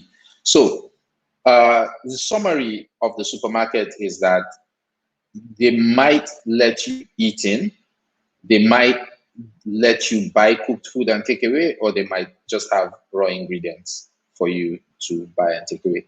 So let's take that back to the cloud and look at what that means for us again. So on the cloud, different cloud providers have different combinations of things. So there are some cloud providers who just give you software as a service. Think of software as a service like the cooked food that you just take and eat. There's also what we call platform as a service. And platform as a service is they give you some things that you can put your final thing on. So think of it this way: if you come up with a like a website and you just need to host the website, then you go to a platform as a service provider. And then there's infrastructure as a service. And infrastructure as a service is someone more or less giving you things, but you have to do a lot of configuration on your own. Okay, so think of software as a service like the cooked food, where you will basically just sit down and eat. Think of platform as a service as it's already prepared. You just need to do the final packaging. So think of it like maybe buying bread and buying sardines, and all you have to do is just combine it and eat, right? And then infrastructure as a service is you buying the raw ingredients. So it means instead of going out and buying bread and buying sardines, you buy flour, you need water, you have to go and make the bread, and then even with the sardines, you have to buy raw fish and go and cook at home. Okay, so now we have a comparison of the two, we have a basis. So now, how do you understand the cloud from the perspective of ownership and responsibility? So we've shown you some infrastructure. Now, does it mean that you go out and buy all of the infrastructure? No, not really. So the cloud is generally categorized into two. So you've got private clouds and public clouds. So when you talk about a private cloud, that is something that you own, mostly as an organization, so not as an individual, but as an organization. Now, for you to maintain your private cloud, you are going to have to do a few things. Buy your own hardware, provide your own power, provide your own networking, provide your own cooling, and provide your own security. So think of all those images that you saw, but depending on the size of your organization, on a smaller scale. So why would you want to do this? Mostly it might be because of regulation. So maybe if you're a bank, regulation says, oh, your data must be stored on your premises. Or some other type of organization, but basically for regulation primarily. Secondary, it might just be because of security. You want to be able to isolate your data. You want to set up your network with a private network infrastructure so that someone from outside the organization isn't able to access your network. So That's where you would have a private cloud. But then you also have public clouds. And with public clouds, there are some things you don't have to worry about. First of all, you're not buying any hardware. Instead, what you're doing is you're provisioning hardware. So think of it this way. The public cloud is somebody's private cloud that they give you access to when you need it. Okay, so there you can go, and if what you're doing is at the infrastructure level, then you go and provision hardware. But if it's not at the infrastructure level, then you probably will be doing something else. But worst case scenario, you're not buying anything. All you're doing is provisioning. You're not dealing with power and you're not dealing with cooling, but you might deal with provisioning, hardware, networking, and security. Okay, so the public cloud gives you greater flexibility. Now, let's look at it from the perspective of effort. So how much effort do you have to put into the public cloud? We already know that with the private cloud, you have to do all the work yourself. But what happens with the public cloud? So with the public cloud, we go back to something that we saw earlier, which again gives us that analogy of the supermarket. So let's start with software as a service. What happens if you're getting software as a service? It's zero provisioning and maintenance. So what is software as a service? Think of it from the perspective of something you just use that somebody else manages. And one very good example is Google Workspace. So Gmail falls under Google Workspace. Google Meet, which is the conferencing solution, also falls under Google Workspace. Now, if you think about it, if you have not just Gmail, if you have any sort of email address, unless you're a very technical person, you didn't have to set up an email server. Unless you work for an organization and you had to configure your own in-house mail server, you didn't have to. So what do? You go to a web address, you type in something, you create an account. It's either free or you pay for it, but that's it.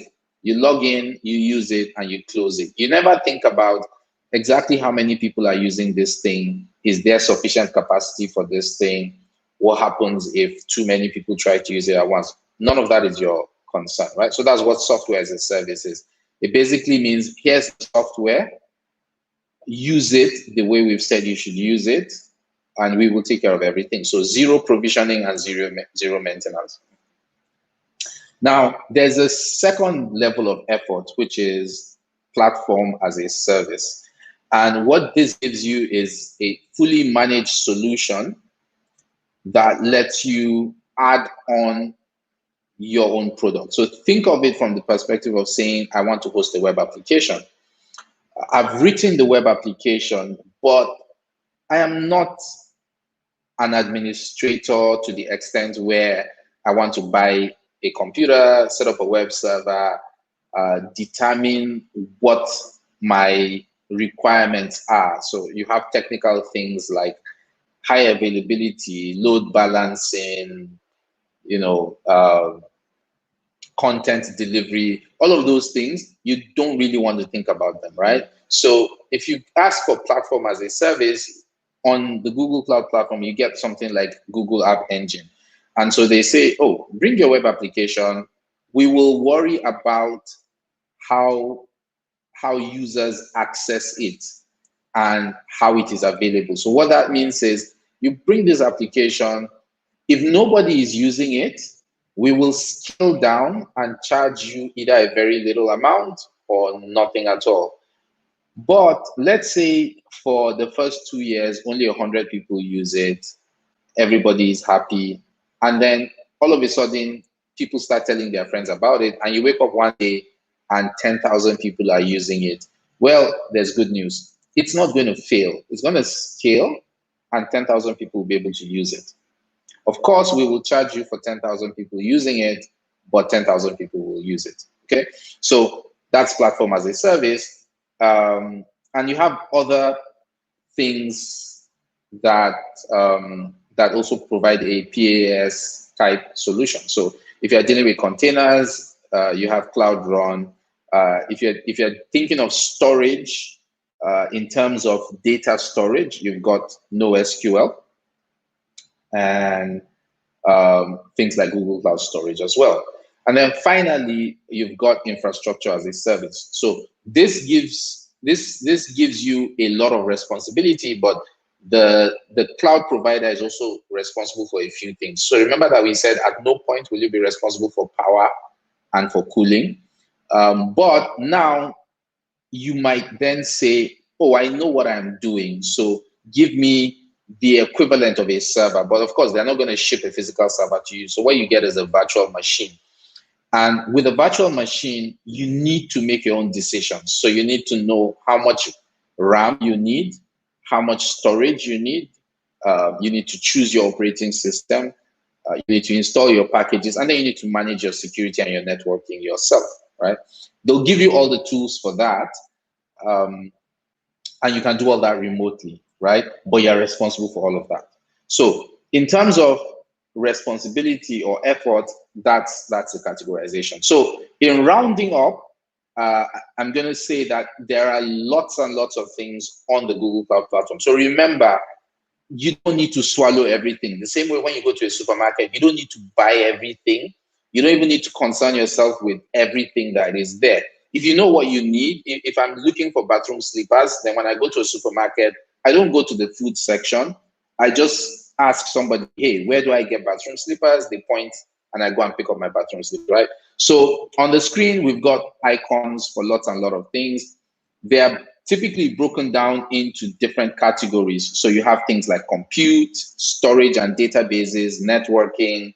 You've got a big data section, a machine learning section, identity and security, management tools and developer tools, right? And so you can always take your time and try and figure out what do you have there. So to help you out, there's just a link that you can follow, which is cloud.google.com. That's it. You go there and you get started. If it's your first time going there, there's a $300 credit that's valid for a year that you can use to check things out. So my time is up. Thank you for this opportunity to quickly do an introduction to Google Cloud Platform and cloud computing. Okay, thank you, sir. Very excited to have you here. If you have any question, you can type in the comment section, and if not, we can go ahead with the next speaker.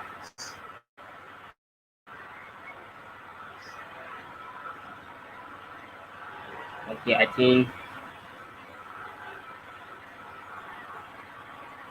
no question now. If there is, you record it through your hands. Thank you, sir. And the next in our agenda is Ashwarya Verma, which is the Google Process Program Manager. He's going to take us introduce us to what a Google Process is and how can we contribute to the nation. I think you can go ahead. Hi, Ash. Hi. Hi. Hey, Salman. How are you? I'm fine. Nice to have you here.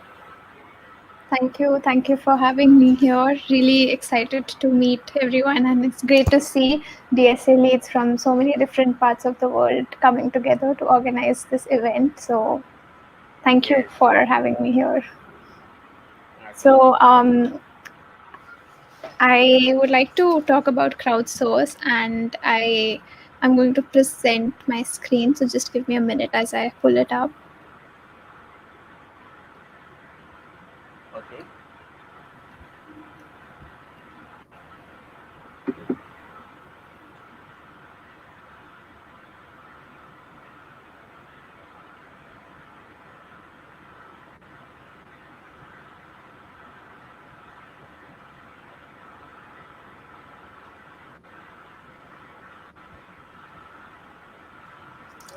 Okay. Can you confirm if my slides are visible? Yes. Awesome. Thank you. So I'll quickly introduce myself first. My name is Aishwarya, or Ash for short, and I am a program manager with Google. I have been at Google for more than 5 years now, and currently I am a part of the crowdsource team at Google, leading our community program in Africa, Europe, and Middle East. I'm based in India, and a bit about me: I love poetry, philosophy, and fridge magnets. So that's me, and what I would like to use this time for is to tell you a bit more about crowdsource if you are not familiar with it, and the importance of diversity in machine learning. And I also want to save some time in case anyone has any questions, so we can keep it interactive. So the reason why crowdsource exists is because of a universal truth, which is that we are quite diverse. Everyone in who's attending this event, everyone in the world, we are diverse in so many different ways. There are countless dimensions like our gender, the language that we speak, where we are from, our interests, our educational background. There's just so many characteristics or dimensions that make us diverse. But what we've seen is that the same diversity is not represented on the internet or in technology. There is still some amount of um, uh, unequal representation or bias in how uh, a lot of products and services work for different users, and that is the problem that we are trying to solve. So if I had to summarize what we are trying to do, is we are trying to combine Google's mission, which is to organize the world's information and make it universally accessible and useful. So all our products, services, initiatives are tied to this mission. And my team, with the product crowdsource, what we are trying to do is we're trying to combine the power of community with the beauty of artificial intelligence to get closer to this mission of making information equally accessible for everyone everywhere. So what we are trying to do is we want to help make AI serve everyone everywhere. And there is a video that I would like to play. Let me know if the audio is fine. I'll hit play now.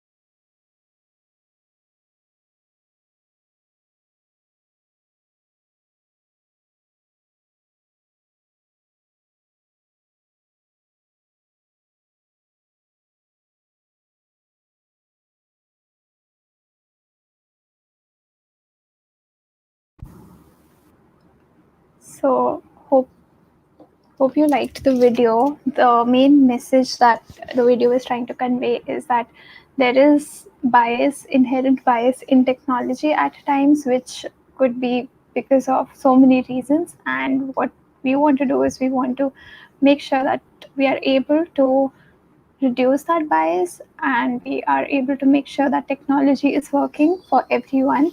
And while this is a larger conversation, but this is just a small way in which we are able to contribute to this, to solve this problem. And however cool artificial intelligence is, and I know with many of you might have that tech background and that understanding to know machine learning and the nuances of it, but then despite all the progress that we've seen in artificial intelligence, it is only as good as the examples that are training machine learning models. It's only as good as the data behind it. And it's not about the quantity of data, it is about the quality of data. And if there is more diversity, diverse representation in that data, that invariably improves the products that serve users everywhere. So that is where crowdsource comes into the picture. What is crowdsource? It is a gamified platform. So there's an Android app. We are working on launching the iOS app as well. There is a web version, web platform where you can contribute to in various ways. There are all these fun tasks related to images and translation, handwriting recognition. A lot of it I would encourage you to check it out when you get the time. And while it is a gamified experience, so there are points, there's a leaderboard, there are all these badges, and it's a lot of fun. But it is more than a game, because it is making an impact, it is making a difference by generating diverse training data for machine learning. And this improves a lot of products, right from Google Assistant to photos to translate to maps for users in your community and everywhere. So that is how our amazing global community is contributing to make AI serve everyone everywhere. And the impact is not just on Google products that users are using, but then there's also a lot of our contributions that we make available on open source. It is on our website, so you can check it out if you want and play around with some of that data. We want to make sure that researchers and developers also have access to diverse data when they are building something new. They have diversity in mind. So that is a bit about crowdsource and the impact. And a huge part of our program of crowdsource is the influencer program. Influencers are similar to DSC leads. They are the backbone of our community. They uh, believe in the mission of crowdsource. They help in evangelizing it. And while we have users everywhere, we currently have local influencers in over 50 countries. As you can see, it's quite a busy map, and we have more countries that keep getting added. So we are always on the lookout for influencers who are passionate about this mission, and they want to spread the word in their community to increase the representation or strengthen the voice of their region, their language, in improving technology for everyone. So that's a bit about the influencer program. And I would love to invite you to sign up to become influencers if it is something that interests you. If you want to make a direct impact on Google AI, if you want to network with people, build your personal brand, your communication skills, unlock learning opportunities. We keep planning a lot of different things for the learning and development of our influencers. We also have a global summit that we plan, but it's currently on hold. But once things get fine, we'll plan our annual global summit where we invite our top engaged influencers. We would also love to host our influencers at local Google offices.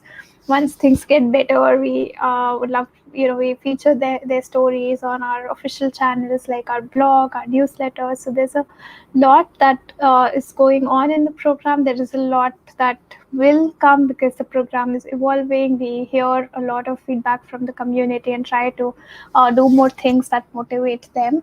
So that's a little bit this was to give you a glimpse of the influencer program. If you are interested in just learning more about it, or in building your local crowdsource community as an influencer, then there is a little form that I will uh, that we will share with you that you can fill to express your interest. And finally, I think it's a great way to stay connected with the global community. And we also plan a lot of initiatives. One of the initiatives in the space of learning is Explore ML with Crowdsource, where we, people who are interested in machine learning and in teaching, they can apply to become facilitators, and we screen the applications, and based on the ones who get selected, they get trained by Googlers, data scientists, machine learning experts, engineers at Google on machine learning, and then they can deliver workshops to university students, community members, everyone. So this is a small initiative that we started last year to spread machine learning knowledge, because only when people understand machine learning will they understand the need for diversity in machine learning, and then they can do things to contribute to solve the problem. So this is one such initiative. In our first phase, we selected 30 facilitators from around 13 countries, and in our next batch, we will open it up for more facilitators to get added to the program. So if this is something that interests you, then again, through the form, you can express interest in either becoming a facilitator for machine learning, or you could attend a workshop. So that is something that you can let us know. And finally, the next step. So I think if you heard about Crowdsource for the first time, I would strongly encourage you to check it out. We have a web platform, but if you have an Android phone, then do check out the app. The short link is crowdsource.app, so you can put that into your browser or look it up on Play Store, and just play around with it, and you'll get a good feel of what it is, what we are trying to do, and how can you contribute. Then I'll share a form with you. Maybe we can share it after the session, or I'll check if we can share it on chat right now. But then this is a form that you can fill to let us know if you want to become an influencer, or an Explore ML with Crowdsource facilitator, or just if you want to attend a workshop or know more about Crowdsource, you can let us know through the form and we'll get in touch with you. You can also write to us if you have any questions. Our email is crowdsource-community@google.com. So if you have any questions or ideas around this, do let us know. And finally, if you want to check out the social media buzz, then our hashtag is #Google Crowdsource. So do look it up, and you can get a sense of the conversations, what is going on in the community. So with that, I'll close my presentation. This is what I wanted to share with you all, and very, very happy to take any questions if you have, so we can use the remaining time for questions if anyone has any questions. I'll stop presenting my screen now. Okay. Okay. We are very happy and excited to have you here with us. Sorry? Hi, Ash, can you hear me? Yeah, I can hear you. There's slight disturbance, but could you repeat that? Can you hear me? Okay. Yep. We are very happy and excited to have you here with us. And if you have any other question, you can type in the chat section so that she can answer your question. And if you don't have, then maybe you can reach out through the link she showed us in her presentation. Wait a minute to see if there is a question.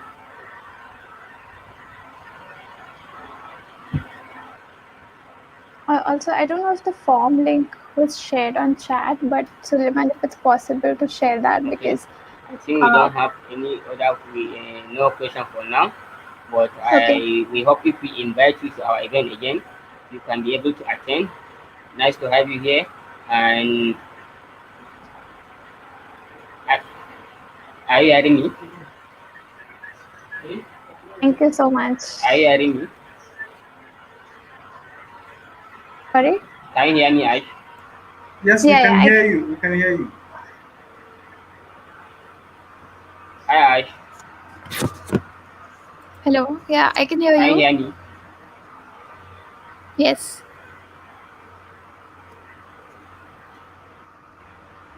Seems Suleiman's network is quite Hi. Okay. Okay. Can you hear me, hello. Mohammed? Yes, I can hear you clearly. Thank you very Okay. Hi. much, Awesome. Ash. It's been a wonderful session. Thank you. I've really And learned a lot, and Mohammed Khalil, I I think. believe. Yes, you can. Awesome. Thank Yes, you for having me. thank you very much. We'll definitely get to do a lot of great things together.